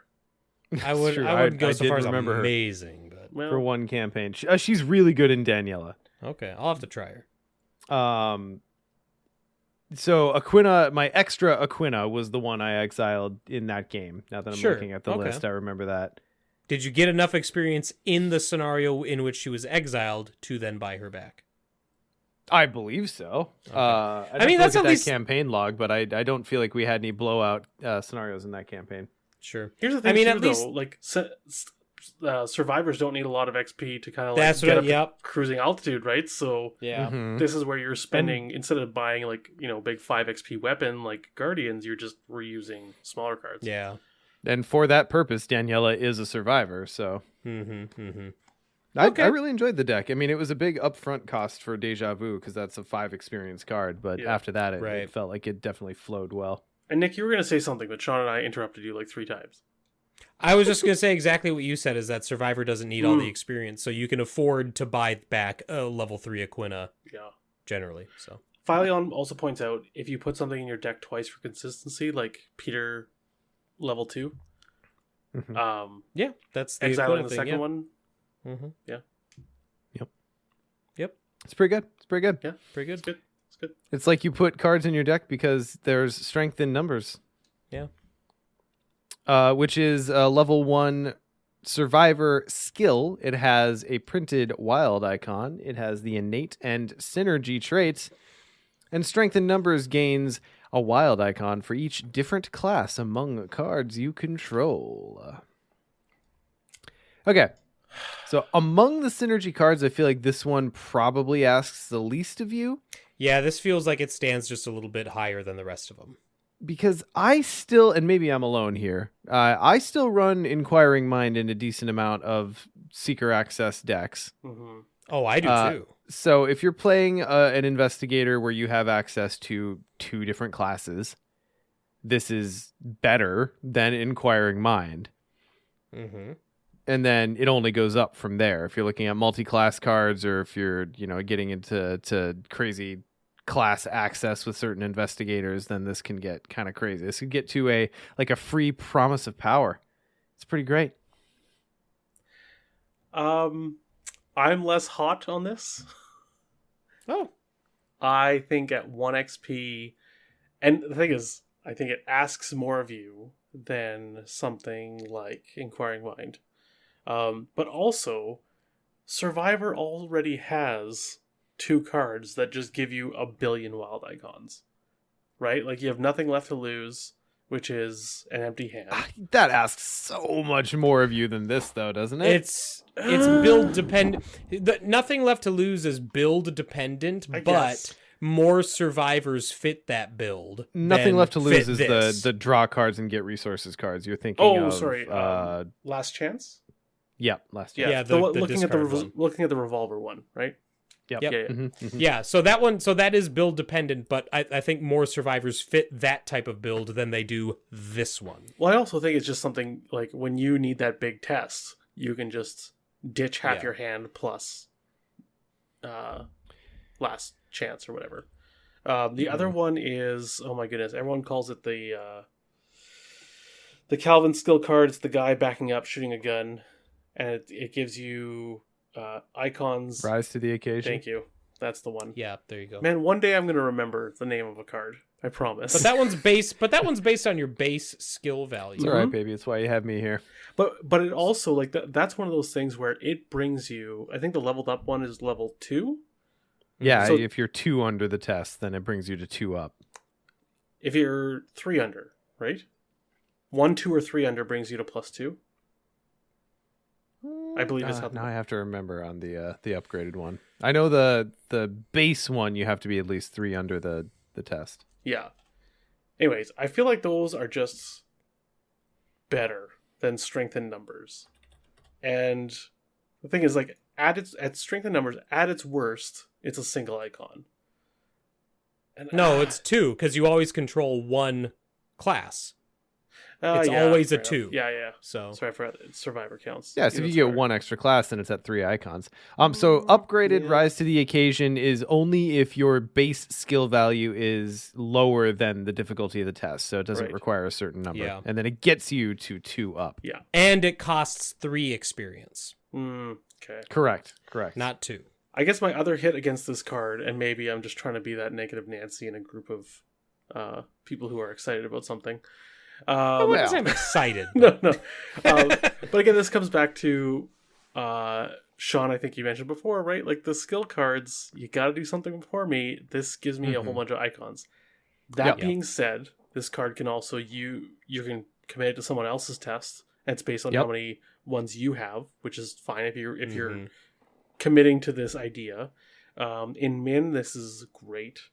And also, you know what? Like, if I do want a card that gives me a bunch of icons, at least they're wild, right? Like, Yes. if you give me 5 willpower icons, I'm like, that's not as cool as, anything you can do better, right? Like, where I get 6 or whatever. So, And that is honestly what sets it apart for me. Like the other defensive stance and the other ones that we've discussed, where you're adding And yellow defensive stance and green yellow defensive and stance. purple defensive stance, where you're adding essentially 2 stats together and it can apply to either stat. This one gets it for me because there is a space in most of my decks for that clutch. Oh my god, I need to hit this test. I wasn't prepared for this test. I'm not normally good at this test, but I need to hit it. And if you can get to 3+ wild icons on a skill card, normally on a skill card I want some extra sauce. But if you're looking at wild icons, then that's enough for me because there's just sometimes you need that emergency boost to a specific skill. I agree. I think the wild icons are worth the rider that you would normally see on other cards. okay, Totally fine. Maybe I talked myself into this card. Here's the thing: I'm not falling over. I'm not falling over myself to include this in a deck. At It's first, you more guys are just like, this oh is my good. god. And I'm like, I don't like it so much. And then I'm like, okay, maybe I like it. Like, well, wait a minute, because Scott. there are levels of good. There are gradients. Hold your horses, Scott. Maybe you were actually right. This is good in any investigator that you're gonna be probably if I was playing God, what's her name? Stella. Yeah. I wouldn't put this in there. Because then you're spending an experience on an unexpected courage. Or if I was playing... Well, she already has 3 copies of this card anyway. Yeah, no she's the worst example ever. I don't know why I led with her. But this is one that I think if you have 3 different classes represented, that's when you're like, okay, strength and numbers might be more worth it now. Yeah, I mean, if you're taking one of those triple class cards, right, then suddenly this looks real good. Suddenly this is a promise of power that you don't have to curse for. Yep, and I got news for you. Those triple class cards are pretty damn good. Yeah. So, I mean, it's not going in every deck, but I feel like more decks look at this one than they do at any of the other level 1 skills that we've looked at so far. Or any of the other synergy cards. Yeah, quite possibly. Yeah, okay. I'm convinced. Yeah. But, Scott, it's not that good, though, all right? Now, just hang before on, you get hang too on excited, temper your expectations. But it's not bad. Okay, well, speaking of, let's get to the one. Scott. Yeah, there Oh, it is. thank you. Dauntless Spirit. Let's go. it's It's red defensive stance. It's A level 1 survivor skill, innate and developed, traded. So Silas can take it. It's innate, so that's good. While Dauntless Spirit is in your hand or committed to a skill test, it gains willpower icons equal to your combat and combat equal to your willpower. Yawn. Yeah. We've talked about them. Do we really? Is there anything new to say? Like, does this offer anything different? Oh, I'm talking over you, and you're literally answering my question. So go ahead. Well, I mean, no, you're finishing your question. Really, I was jumping in. But okay, so the ones where you gain willpower icons, I think we have to pause for a moment and just recognize that there are certain investigators where, again, there are certain investigators where I take taking the initiative, for instance. Specifically to be like, okay, there's going to be the occasional Mythos phase where I'm going to be very glad I have these 3 icons in my hand. Right.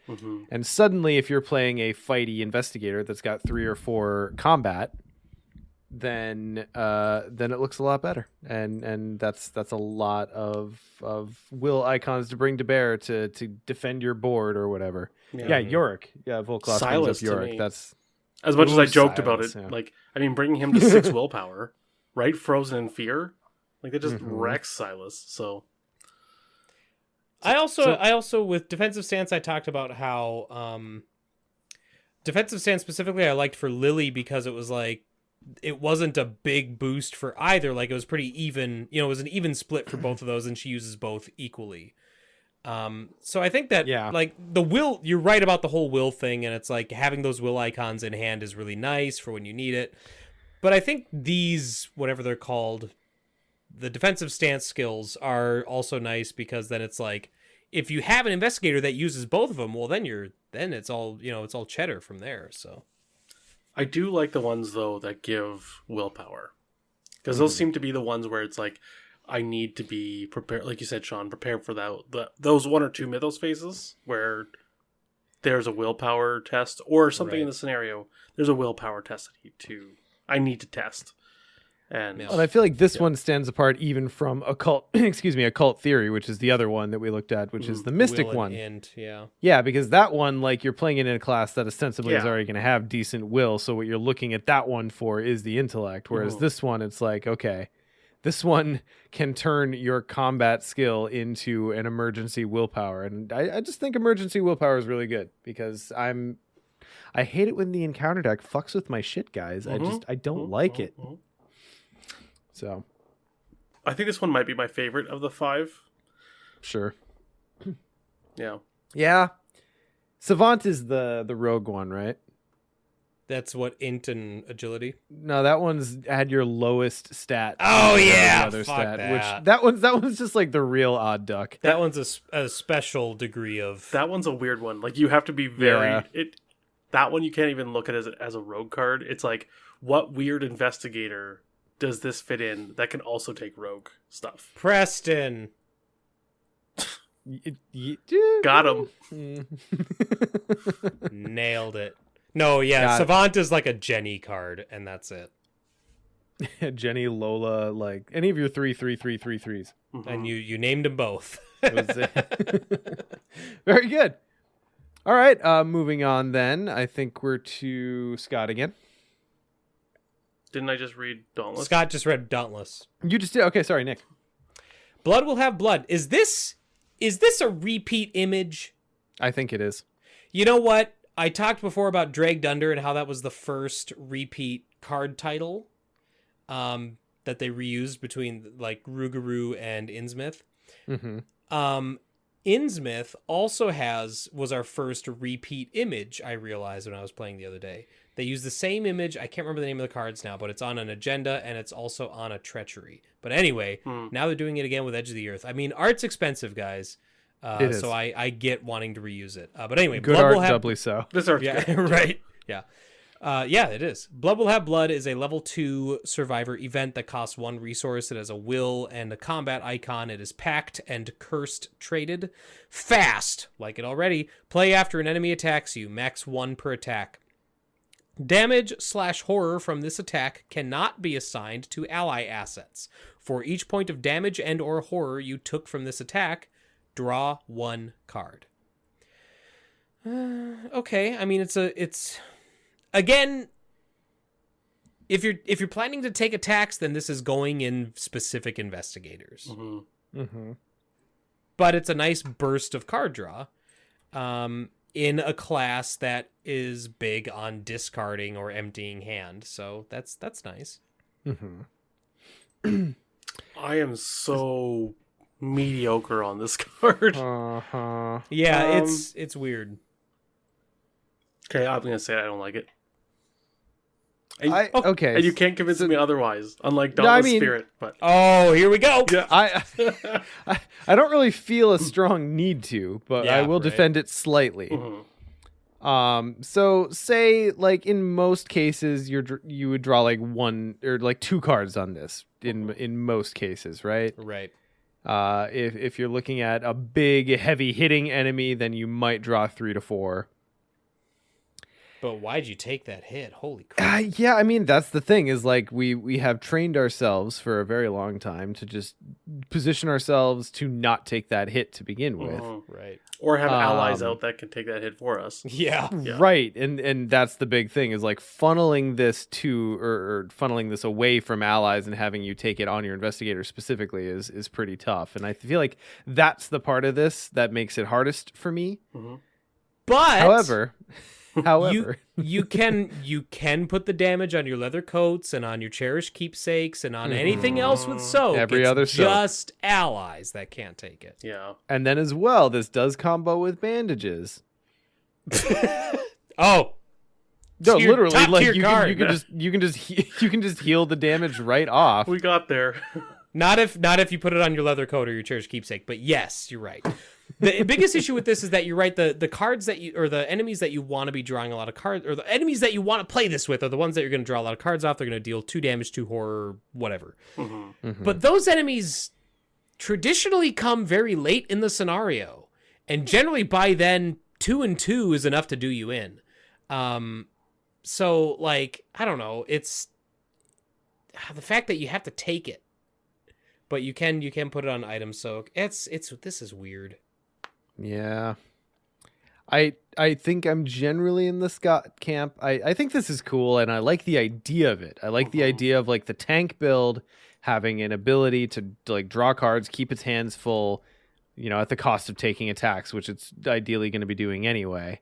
In Daniela, you'll be getting damage or an evade off of this. Granted, if you're taking the damage, I don't know how much the evade matters. Tommy likes this.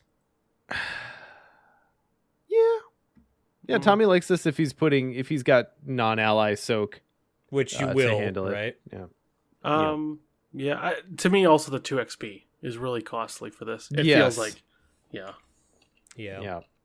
I played this I didn't play it. I looked at this really hard in that Daniela deck and ultimately decided like I just don't know. I can't.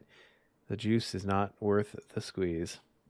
I love that you guys have like taken this phrase and then that I brought in once, and now it's like, Well, I mean, it makes sense because like sometimes there's some really good fucking orange juice out of some oranges. yeah. Also, I wouldn't say that you brought it in once. I think you have used it a lot as yeah. well. Well, yeah, since you guys fell in love with it, though, now it's just like...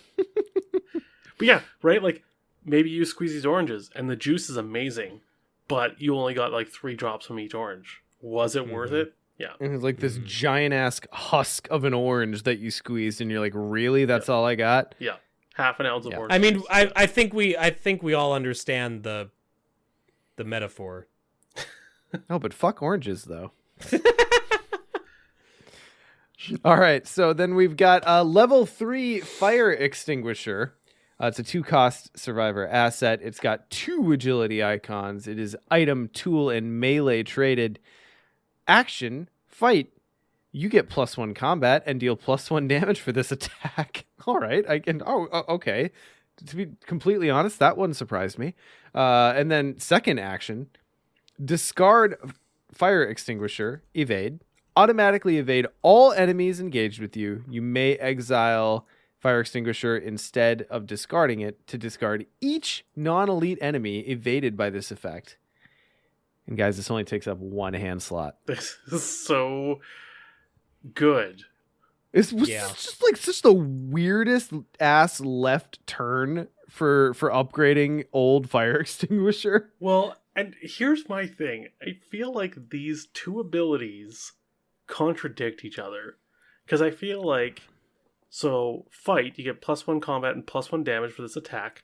Unlimited, which is something Machete essentially got nerfed for or tabooed, right? Like, and everyone looks at the brand. Was it Enchanted Blade? No, the level 5 neutral weapon. Oh, The hit stick. yeah, Oh. the ancient. Ancient brand? No. No, it's No, not it's not ancient. ancient brand. It's Time Worn. Time Worn brand. Thank you. Thank you, Volclass. You know, and people look at that as like, yeah, it's got the big ability, but honestly, like 5 XP for just a weapon that constantly hits at, you know, that one's +2/+1, I think, though. +2 combat, +1 damage. Anyways, regardless, it's +1 damage, no ammo, no restrictions. Right. But then you also have this ability where it's like, evade everything and discard it from play, and it's like, well, which one are we doing, guys? Like, are we hitting everything, or are we discarding it? But I mean, you're hitting everything until hitting everything no longer works. that's fair. And you know what? I've had Cats of Saturn yes at like 7 before. 7 swarming, which I mean, I would have loved a fire extinguisher where it's just gotta put out this fire. Yeah. Look, okay, there are some Mythos phases where you're suddenly like, holy shit, what happened? Yeah, that's true. And you know, that's not bad. Yeah, no, I like this. So, one thing they are mentioning in chat as well is, so it automatically invades all enemies engaged with you, including elite enemies. Then you can exile it to discard all non-elite enemies evaded by this. God, and the evade all enemies engaged with you is just a discard action. Yes. In Yeah. Survivor. Yes. Yep. Resourceful. Boom. Back in play. Boy, what a glow up for this Yeah. card. This card is... Man, level 1? Damn. Is it level 1 fire extinguisher? Yeah. What a garbage card compared to this, right? Like, way back from... Was Fire Extinguisher level 1 like the first exile card we actually got? Or was there That and something Flare. That and Flare Yeah, were the first Flare, two. yeah. And they're in the same pack. Okay. Miskatonic Museum even. Like, it was like the introduction to exile. Yep. Now that said, it's an exile card. Well, it's a card that you can potentially exile, and it's 3 XP, which is not nothing. But that is one hell of an effect. Yeah, you get a big in an thing out of emergency it, though. moment. But I think you play this for the first ability, Yeah. right? Probably, yeah. And 2 cost 3 XP.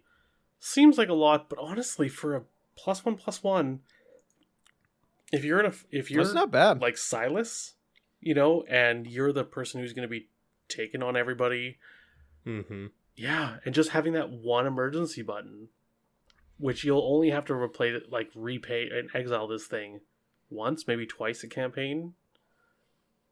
I really like it.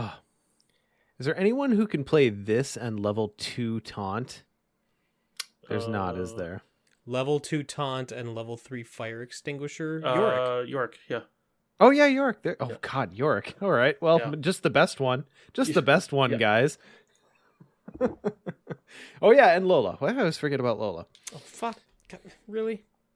I mean, she can. But I hope you didn't switch roles before you... You Yeah, I taunt mean first, that then- is always the thing where it's like, all right, well, she can take it, but can she play it? Yeah. Right? Yeah. This would not, I don't think it's an efficient Lola card. She has better weapons. No. Yeah. But yeah. And I don't think you Interesting. take this only for the bottom thing. Because I feel like if you're No. using it that every scenario, like burning 3 XP every time, yeah. But again, Survivor can afford it. Yeah, but Usually. I feel though if you're burning 3 XP every single, like that's still a lot, right? Because you need to buy It all is. the other ones you're burning. But yeah. Really good. Yep. Really good. In fact, I think I had a similar reaction when I first sleeved it and then completely forgot about it until we looked at it again here. So I'm We're gonna so have used to just actually- ignoring fire extinguisher. We're just so used to it. it's ingrained in my thought patterns now. I'm gonna have to break it. I'm gonna try this out next time I get a chance. All right, Scott. Speaking of another good card, Plucky is a level 3 zero cost survivor asset with 2 willpower and 2 intellect icons, talent and composure. All these composures have been bomb in the good way. Fast, limit 1 composure in play. You get +1 willpower, +1 intellect. Non-direct damage and horror must be assigned to Plucky before it can be assigned to your investigator card, and you can spend a resource to get +1 willpower, +1 intellect for the skill test. Has a combat, 1 damage and 1 health and 3 sanity. Holy moly, that was hard to get I through. call them damage and horror all the time too. Yeah. So, But anyways, yeah, this is great. They're all great, and this one's just as great as the rest. yeah. If you're using those skills, well, here's the thing. Well, yeah, I'd probably put this in Wendy. I wouldn't put it in Sure. Silas, I don't think. Patrice. Well, like we Appreciate said, having access to will is never a problem, or no, I'm True. sorry, never a bad thing.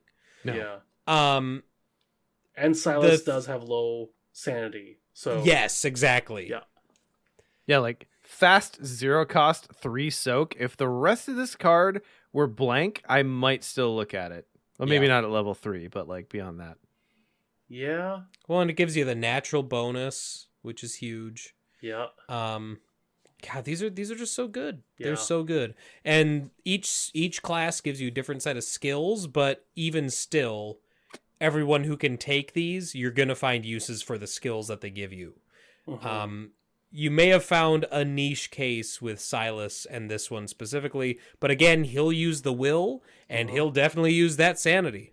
Yeah, it's true.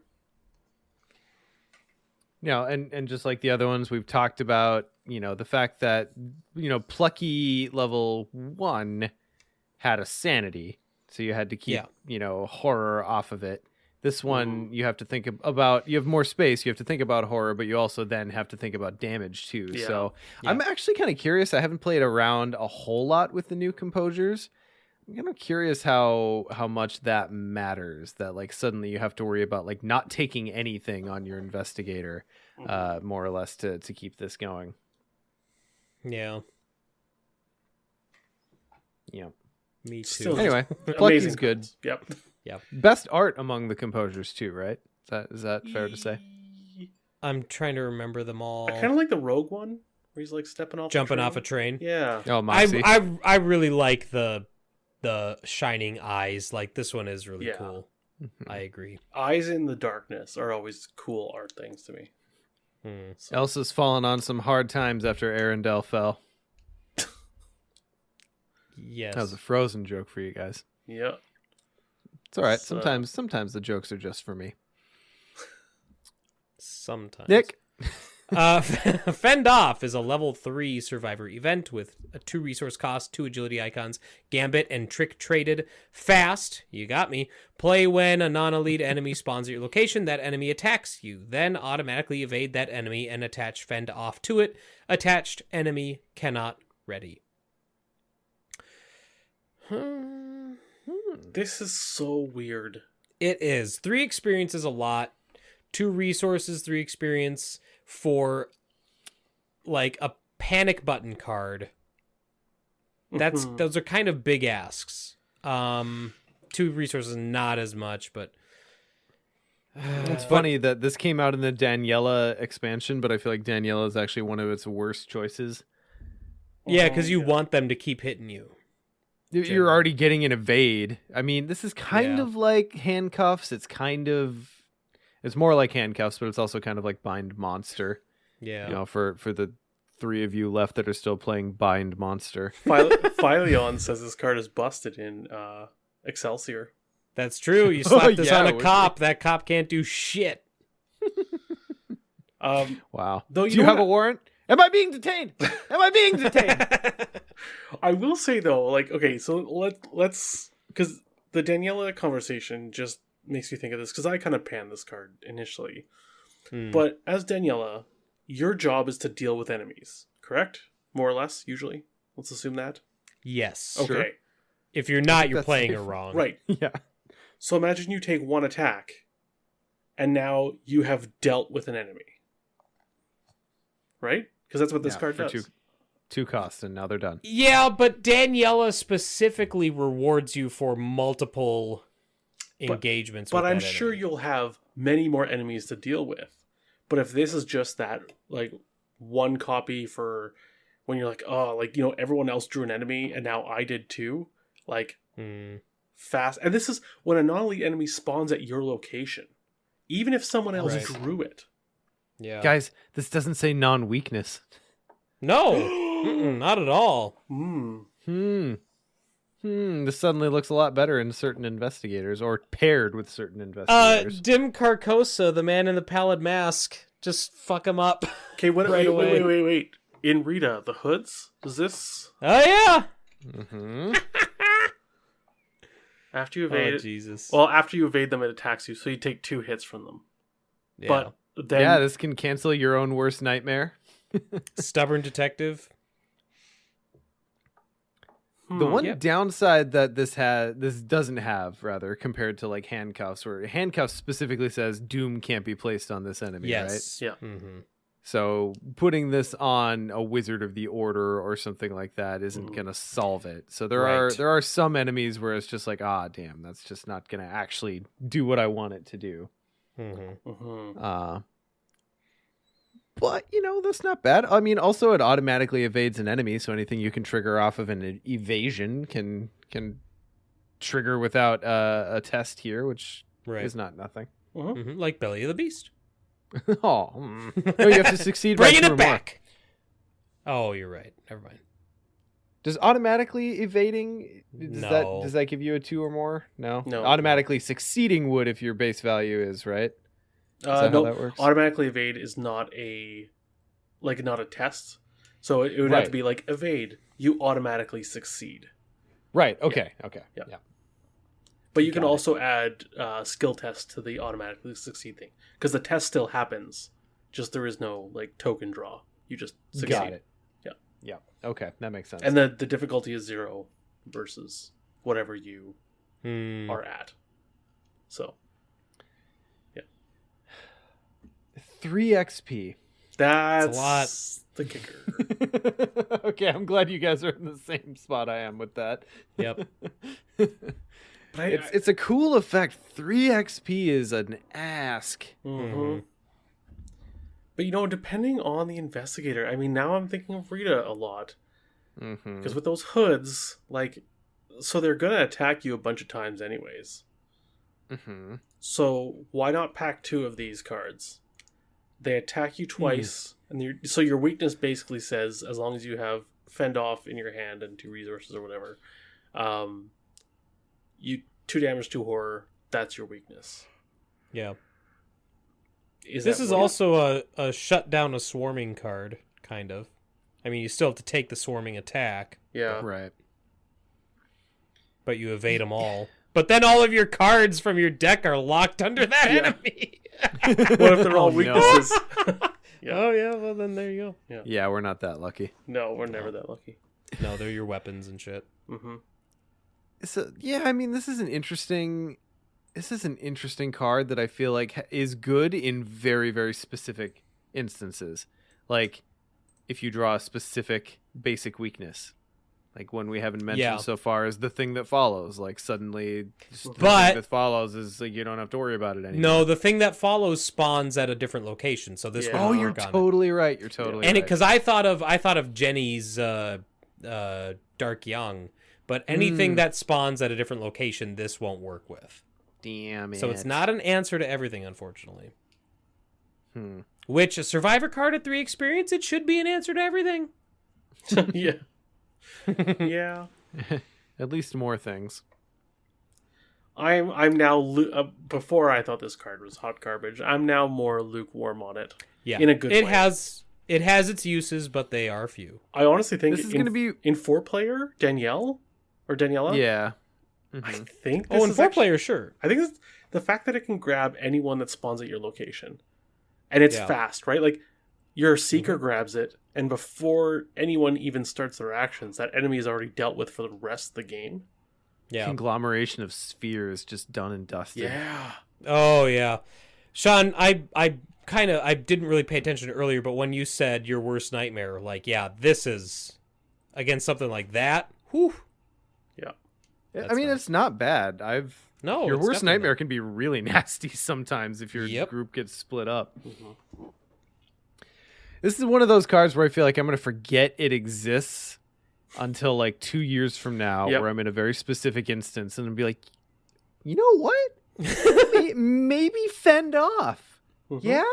Like, yeah, fend off. Here we go. We'll be like scenario 6 of the Ithaqua campaign or something. And you'll be like, oh, fend off is perfect for the anti-Yeti tech or whatever. I don't know. Anti-Yeti tech. Can't wait. All right, let's wrap this sucker up with medical student.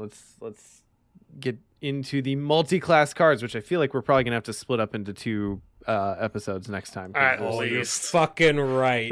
There are so many of them. Okay, so we've got medical student, which is a level 0 guardian and seeker class card. It is 2 costs. It has a willpower icon. It has ally, miskatonic, and science traits. Reaction after medical student enters play. Heal 1 damage and 1 horror from an investigator or ally asset at your location. It takes up the ally slot, and it has 1 health and 1 sanitaire. I love this card. Yeah, I thought you might. Love this card. If you're looking for soak, I love it. Because essentially, it soaks 2 and 2, but retroactively soaks 1 and 1, and then we call that healing. Yeah. Retroactive soaking is what I call it. Yeah. When I included this in my Roland deck recently, and this isn't the first time I played with this card, but when I put this ally in my Roland deck, I thought it was 1 damage or 1 horror. Mm-hmm. And then I played it, and I was like, oh my god, it's both, and it's at anybody. It's from anyone at my location. This card's amazing, and if you're doing what I'm doing, where you're running calling in favors, and then the Seeker Mystic card, level 1 Mystic card, from this set, protecting the Erniek. Yeah. There's a lot of fun stuff you can do with Sounded these. like a record scratch when you said that. Protecting the Snarfsnarf. There's a lot of fun stuff you can do with medical student and laboratory assistant and art student, and these, after they enter play, do an effect, and that's all you need to worry about them. Like, this is, I love this card.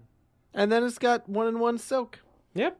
Which, not as good as art student, who's a 1 and 2, but like, the effect's great. Yeah. So. Well, and Xylo brings up in chat too, medical student did some serious work in Mark for them. Yeah. Heal that damage and then also give you another thing you can draw a card off of. Yeah. Or how about a Carolyn? Yes. Oh yeah.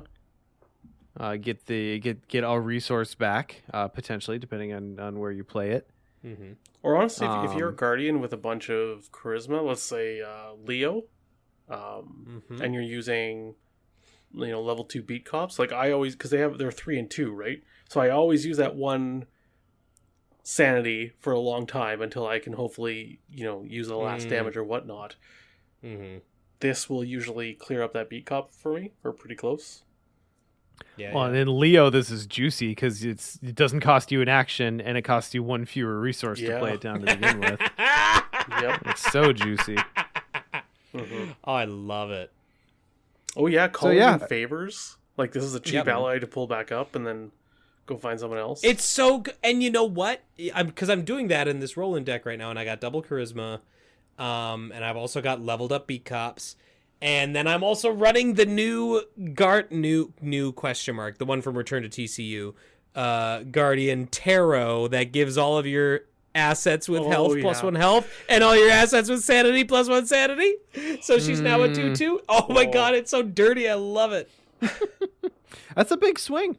Yeah. It is. Like so with cards like this, do you feel like we have enough ways to utilize the extra health and sanity to your advantage, or do you feel like it's more of a defensive thing where you're clawing back from being close to being defeated?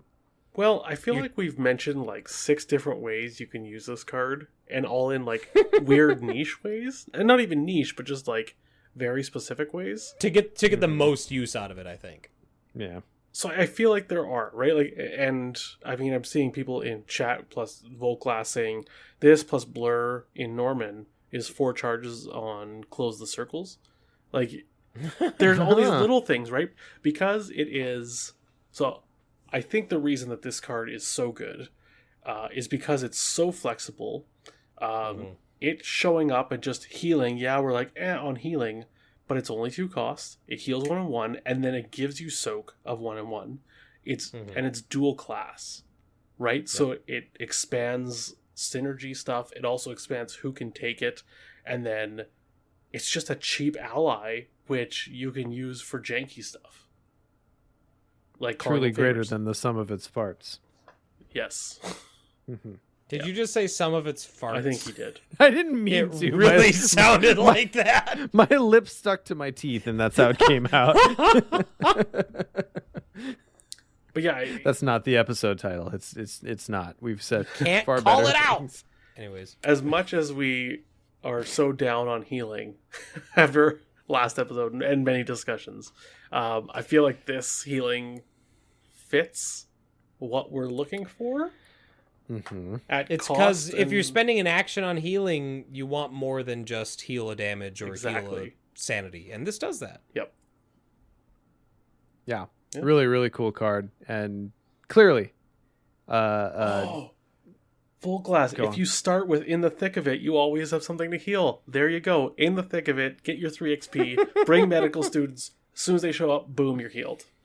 Or arcane studies, like any of those cards that give you trauma to start. Yeah. Like suddenly you can just bounce back from it. Yeah. Yep. Nice. That's solid. Love it. Love it. For such a just like a so subtle. Oh, arcane research. Thank you, Chaos Fan. Arcane research. There's so many arcane things in purple. Sometimes I cross them. It's studies is the skill booster. Oh right. Yeah, like this is such an innocuous card. Like it's just so subtle. And you could just look at it and be like, well, that's boring. Next.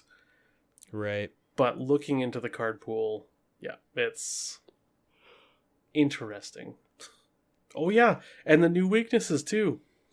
The injuries. Yep. Yeah. And the ones you can heal.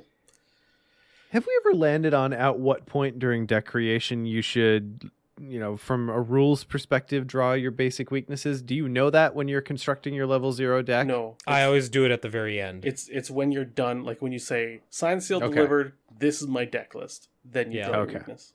Yep. All right. That seems fair. Yeah. All right, cool. Yeah, wow. Well, looking forward to diving into multi-class cards as we continue because, boy, there's so much to say. That is our existence now. I never thought I'd say we're ending on a high note and we'd be talking about medical student, but here we are. Right? Yeah. This little miskatonic chud. Yeah. And we're just excited about it. She's not even a full doctor yet. Like no. But she is going to get course credit for this. Yeah. I'll give her course credit. She deserves it. Yeah, totally. Yep. All right, boys, let's move it into a little bit of high and tight tentacle time because we're cresting 2.5 hours at this point. Sorry, I said crusting. Cresting. Yeah, I know. This is why we should end. We can crust 2.5 hours too. It depends on how hard we try. Nick, what's been grabbing you? Some of my farts are crusting. Oh God, no, that was great. That was actually really good. I should write that down. It was. It worked. Those two things played together better than I expected them to. B plus. Thank you. I'll take. I'll take it. I'm going to talk about what I talked about last 2 times. Well, Did I do anything special or anything different? Have I played anything? I'm not on the Elden Ring train yet. It's gonna be a little while before I am, just because of the baby. I gotta watch spending a bit for the next couple months. Yeah, so I'll just talk about what I talked about the last couple times. Every Tuesday night, 7 p.m. Central Standard Time, stop by twitch.tv/Nicholas Corey and watch us play Dungeons & Dragons 5th edition. We had our 5th session just last night, if you're listening to us live, and it was super fun, super crazy. We had 5 player characters climb into a bag of holding, and then the 6th one turned invisible and dropped everybody into an ambush, started an ambush that way by opening the bag of holding and letting everybody tumble out. So That's that was amazing. Fun. Yeah, it was great. This is fine. And then we also had a moment. Oh, okay. So I'm going to share a piece of art in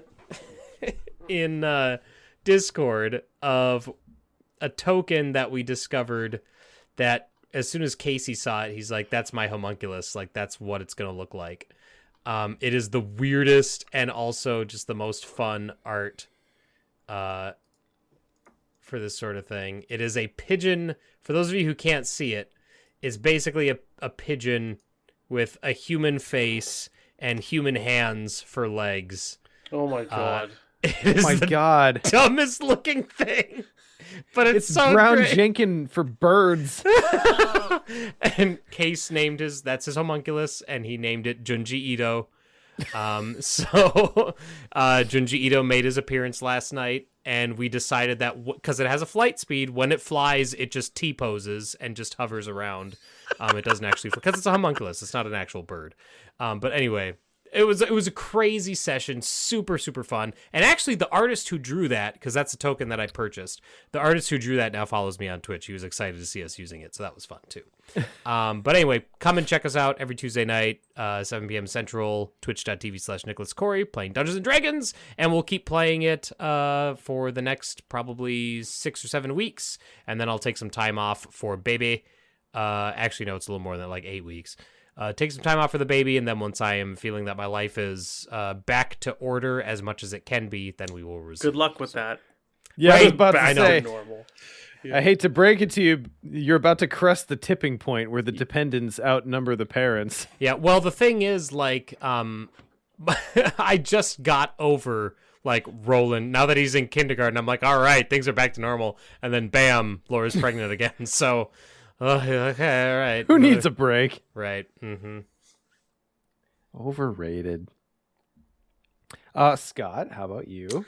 I haven't been doing a whole bunch of stuff besides work and Arkham and chess still. But I did rewatch, and I was talking to you about this, Sean, my favorite sports movie of all time, because it's not about sports, Moneyball. And it occurred to me, and I realize this isn't perfect technical time because it kind of links into Arkham, but the thought process in Moneyball, if you haven't seen it, basically it's baseball. It's based on a true story of the Oakland Athletics, and they used this weird mathematical formula to figure out which players will be best for this team. And the formula breaks down to okay, so we want to win a championship. How do you win a championship? You win games. How do you win games? You get runs. How do you get runs? You get on base, right? It just breaks it down what is the first step you need to do? Because if you don't get on base, you can't get runs. That means you can't win games. You can't win the championship, right? And that, I've seen this movie a couple times, and the character said that, and I was like, man, you know what that's like? That's like Solo Arkham. In that, I want to win a campaign playing solo. Well, then you gotta win scenarios. How do you win scenarios? You have to advance the axe. How do you advance the axe? You gotta get clues. How do you get clues? It just...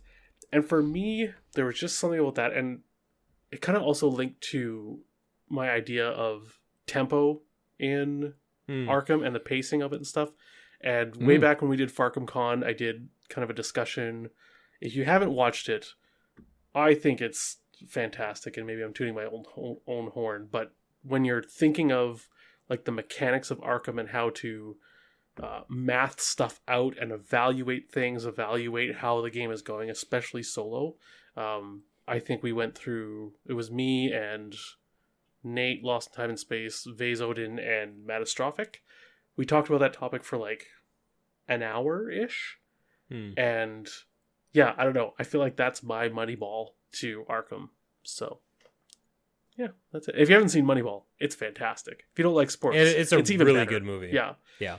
Because it's not about sports. It kind of is, but it's like gamifying and hacking sports in a very It's about gamer power way. gaming sports, yes. which is the nerdiest way you can talk about something that's athletic inherently. Yeah. Well, the what I appreciated about it is that it's about someone looking at an organization that has done things a certain way for so long and just going, this is dumb. We should do it like this. And all the old hats are like, no, we want big hitters. We want guys who, hit home runs and have a batting average of blah, blah, blah. And it's like, no, not batting average. Sorry, the way like they home run swing the percentage. bat gives them confidence. And Yes, yeah, yeah. He's got And a shit real like- good face, and it's like all this crap. That's like, And someone's like, no, we want someone who just gets on. Like if they walk him, then great, then walk, take the base, be happy for it. on base percentage. Mm-hmm. Yeah. Anyways, I do love stories about subverting systems and the Young It's Turks 100% being vindicated at the end. and the fact that It's it's a true 100% story, like based on a true story, Yes. that makes it all the better. So, Mm-hmm. anyways. Lovely. Sean. Well, I would talk about Elden Ring, but it's been a long episode up to this point, so I'll keep it light. I'm really enjoying it so far. If a Souls game has ever interested you, this is not a bad one to get in on. It is quite difficult, as all Souls games are, but it does a decent job of easing you into it. And then as well, it gives you a lot of ways to mitigate that difficulty. So the first real story boss that you hit up against is one of the hardest bosses I have played in any of the Souls games, and I've mostly played all of them at this point. But you can multiplayer. There's lots of like little spells and summons you can use even if you're not connected online. There's lots of different ways you can make the game easier for yourself. So I'd say probably this is going to be one of the more accessible Souls games. It's beautiful. The open world is really fun to just walk around in. Just having a blasty blast with it so far. I've got 2 characters going, and we'll see how far we get. I mean, hopefully to the end. I mean, the problem is, like, I could sit here and talk about it, but it's not going to be fun until I've got someone else who's playing it. So I'm going to wait till either Nick, you get into it. I mean, I can or we have a appreciate the talk, but I just Right. can't add to it. But I also don't want to spoil anything for you. So Oh, sure. there's some fun stuff. I mean, my spoiler policy. I know it's weird. I respect it, but I also can't follow it. It doesn't exist. I don't care. I know. I care so much, and you care not at all, and I can't wrap my brain around that sometimes. Is the first story boss, is that Margit? Yeah. Okay. Yep. That's not much of Margaret. a spoiler because he's been all over all of the promo video. Like when they did the beta and people were streaming and doing YouTube videos, it went up to him essentially. So Yeah. And he's a beast. He's a Yeah, he beastie looks beast. And I think I this is assuming a lot about the design philosophy of the game. I feel like that boss is like, hey, if you are a Souls vet, here's a really tough boss for you even. But for everyone else, hey, you don't have to play Souls games solo. You can summon up to 2 other people to play with you. right. And this is the first Souls game where I've actually been engaging with like being summoned, throwing my sign down and going in and helping other people. Like I've summoned in with you, Nick, when you've been on and we're playing together, but like I've never just done it for randos or anything. Sure. It's fun. It's fun and it's usable and it's a great way to pass the time and get some decent runes, which are the stand-in for Souls. And God, I'm just having a good time with it. So if you haven't picked up Elden Ring yet, take a look at it. And if you have picked it up and are in our patron chat, at me about it. Just respect spoiler rules because I'm playing through it in big chunks with my friend Kip, who I've been playing each of the Souls games with. We play in like 3-4 hours at a time, so we make big swaths of progress. But we're only able to meet like weekly at this point. So it kills me that you guys didn't get to the Dark Souls 2 DLC. I mean, we'll get around to it. We still have Those- Demon Souls to get through as well. Those DLC bosses.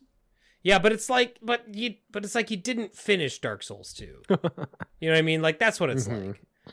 Ugh. I need to get Elden Ring. Jesus Christ. You do. And it's nice that if you buy like the PS5 version, it also comes with the PS4 version. So it's just I love cross-buy shit like that. So it's future proofing. Anyway, having a really good time playing Confessor. If you're in our patron chat and are playing, or you're in Discord even, like, I'm not gating this to patrons, and you want to co-op, just at me. I'm playing a lot of it lately. If you want to co-op with me, then join our Patreon at the $15 level. That was exactly what I didn't want to say, but I realized I had started to say. But anyway, I'm hoping that as we get a little bit farther on and I actually see more of the game, I'll have more to say. But I'm pretty early at this point still, and just having a really great time with it. Nice. I will say one of my biggest surprises from a person who's played every Souls game except for Demon Souls at this point. We loaded into the first area. We looked at the cutscenes. We started looking at some of the little notes that show you the controls. And the first note we went to look at, I hit X because you hit X in every Souls game, and you jump. This is a Souls game with a jump button. Yeah, that changes a lot. It changes a lot, and it like broke my brain because I played Sekiro, which has a big jump button and a lot of platforming.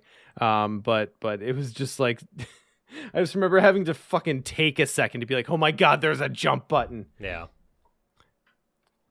Which sounds weird to do, but anyway, Elden Ring, it's great, and I look forward to saying more about it in the future. Well, thank you everyone for joining us. This has been 125, that number of Mythos Busters episodes. We'll catch you guys next time. Bye.